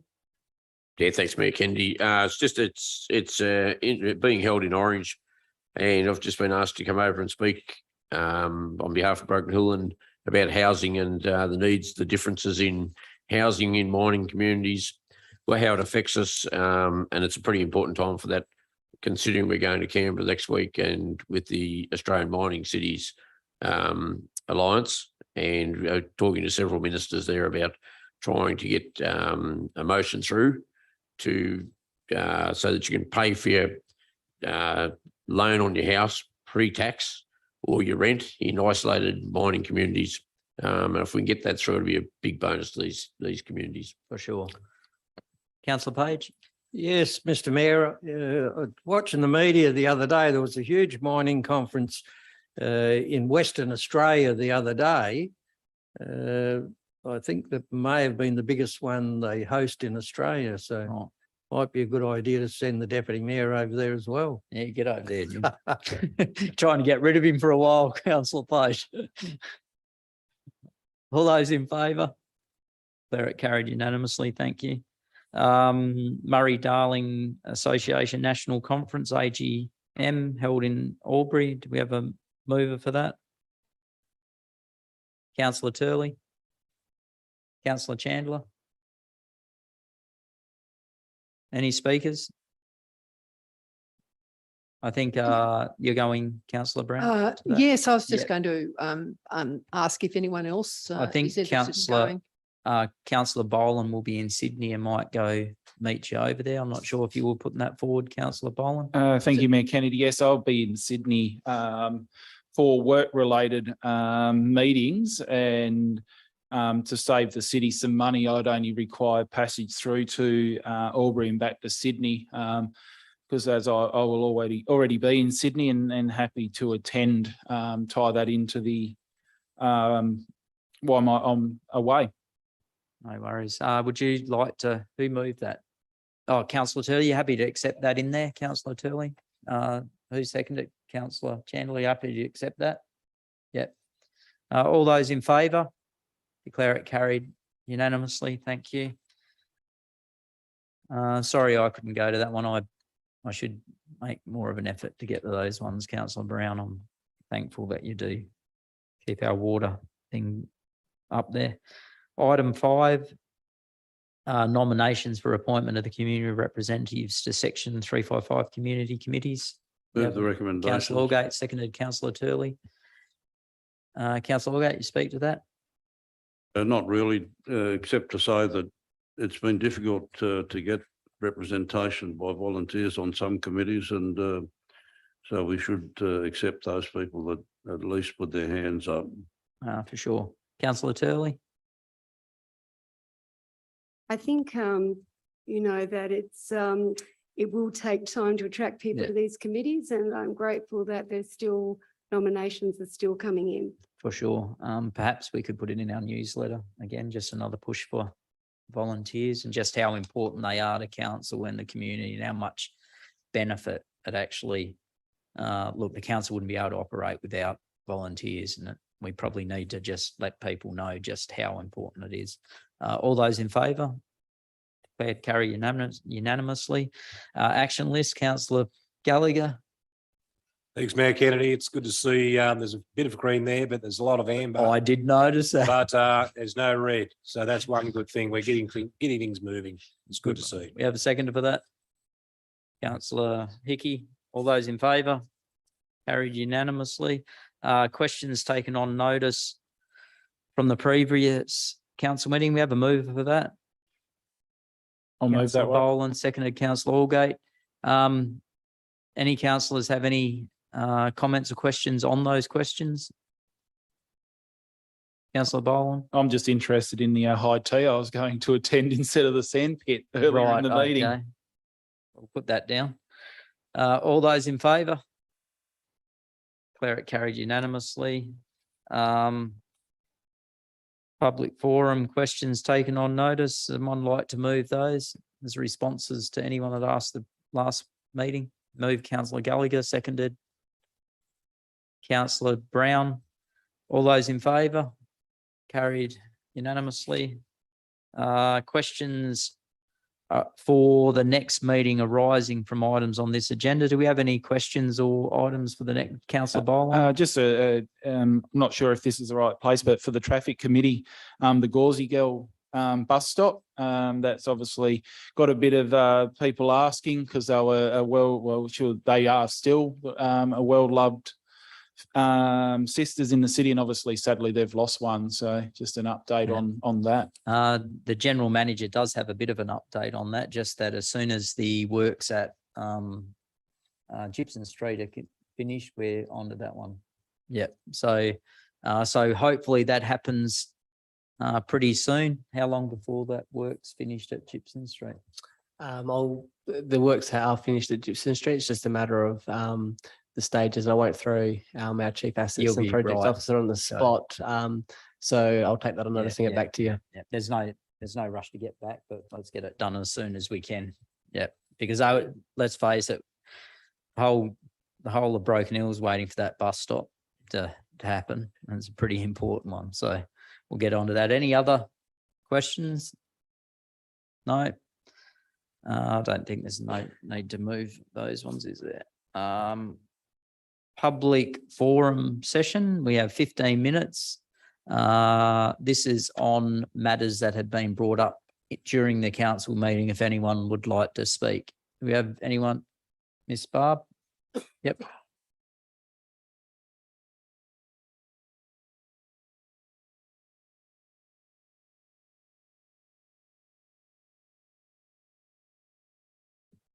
Thank you, Mr. Mayor. It's not often that business papers move people to tears, but tonight's one did. Thank you for bringing the historical background to the children's cemetery. I took a screenshot of that page and sent it to Carl Fritsch's widow, who's in WA at the moment, and she was deeply moved that her husband was remembered. Thank you. Thank you. And thank you for passing that on to Cole's widow, because very, very good planner and architect and good tennis player. And I'm glad his wife appreciates it. So thank you for passing that on. Second matter, regarding the Monday Bash, it was lovely to hear council congratulate itself on its support to the Bash and to congratulate its staff. But there was no mention of all the volunteers who also participated in making this a success. And I do agree. That should be put in there. So before we continue, could we have a mover for that to be added to the Mayoral Minute? Councillor Boland, seconded Councillor Gallagher. All those in favour? Councillor Turley, you in favour? Yep, carried unanimously. Thank you, that's all. Yep, no worries. Thank Branko? Yep.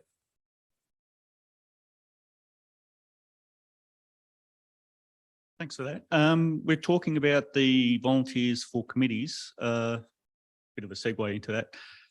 When will the companion animal committee meet? What's the status on that committee?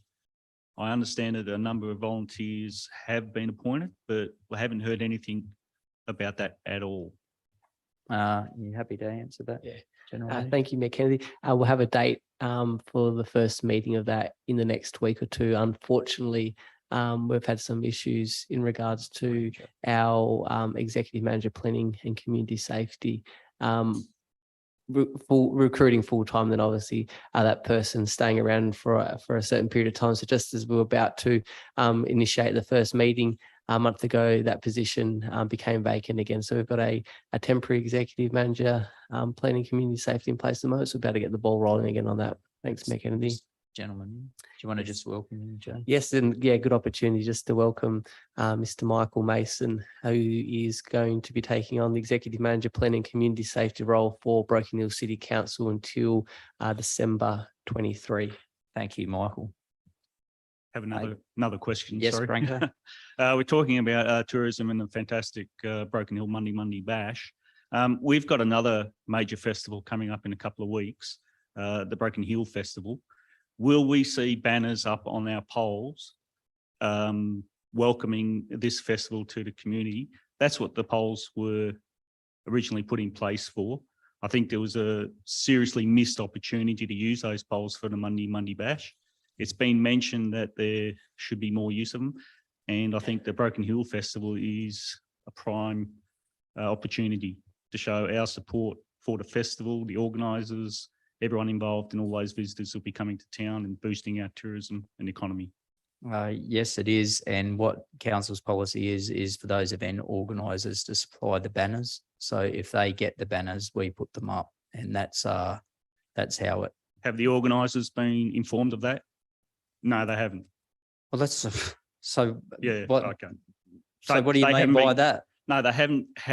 Sorry, I'll ask a question. Sorry. Have the organisers been informed that if they supply banners, it'll go up on the council polls? General Manager. Thanks, McKinney. Yes, the organisers have been made aware of that.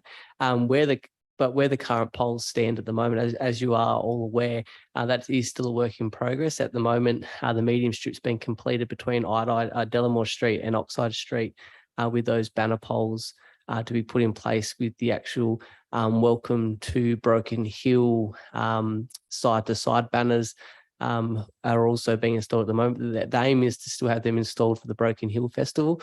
Obviously, at this point in time, those banners won't be changed for the Broken Hill. The first change will be for Christmas, but organisers have been informed that if they purchase and supply the banners for those banner poles, then they can be changed very quickly by council staff or contractors for those events.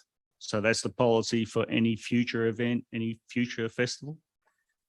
Yes, that's correct. Okay, thank you. Any other? Yes. Not as a journalist, you can ask it as either, Evelyn. Evelyn Kennedy. Just as a part-time artist in town, and a person who doesn't actually get out of Broken Hill very often, it's very important to see art exhibitions come to town. I'm not saying that we shouldn't have locals. I think we should. I've been in strong disagreement of some decisions in the past 5 years that's not allowed local artists to exhibit when they should have been put in there. But and it would be great to see some of our multitude of artworks that we have in store, because a lot of them haven't seen the light of day for a long time. Yeah, but at the same time, it would be great because, I mean, I work and I can't afford to go away a hell of a lot to see the exhibitions that are going on around, and people, artists, like to get inspiration from other artists as well. And we like to see what's contemporary and what's going on in the world. And you can't quite get that from, it's a bit like you were saying with the meetings here, you can't get that via the internet because you don't see the real colour of the artwork. And you may not get the true feeling of the work if you're 1,000 kilometres away or 10,000 kilometres away.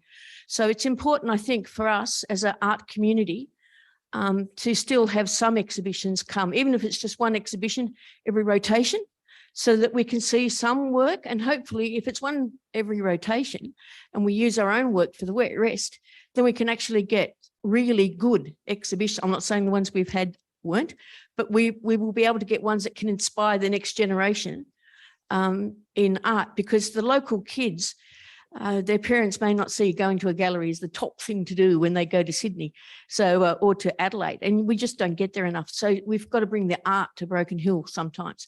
And so I'm saying it's a great idea. I like what you're doing, but it'd be really good to make sure that we do maintain at least one exhibition that comes from outside on every rotation, so that we can get inspiration. Thank you. Very good point, Evelyn. And definitely before any policy change, of course, it goes out to the community. One of the things that was explained to councillors is 90% of the people that use the local art gallery are actually tourists. So hence the reason that most of the work should be displaying our local art. So the people that are coming to Broken Hill are seeing what Broken Hill has to offer. But I completely take your point. It still has to cater to people that live in Broken Hill to see what's outside of Broken Hill. So I take your point on that one. Any other Councillor Page? Well, a lot of people don't realise the quality of art that we do own, millions of dollars worth. And to have it not being seen, I think it's very, I won't say what I think of. You can say after, Councillor Page, when the microphone's off. Any other speakers? No, I declare that section finished, and now call for a motion. So people are welcome to come back in after this. So this is going into confidential session. It's to discuss a couple of items.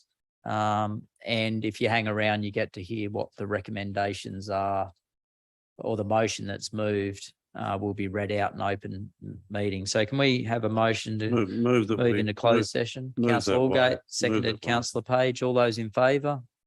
Yep, carried unanimously. Councillor Chandler, you're in favour? Oh, so you don't even know what we just passed. You're our representative for the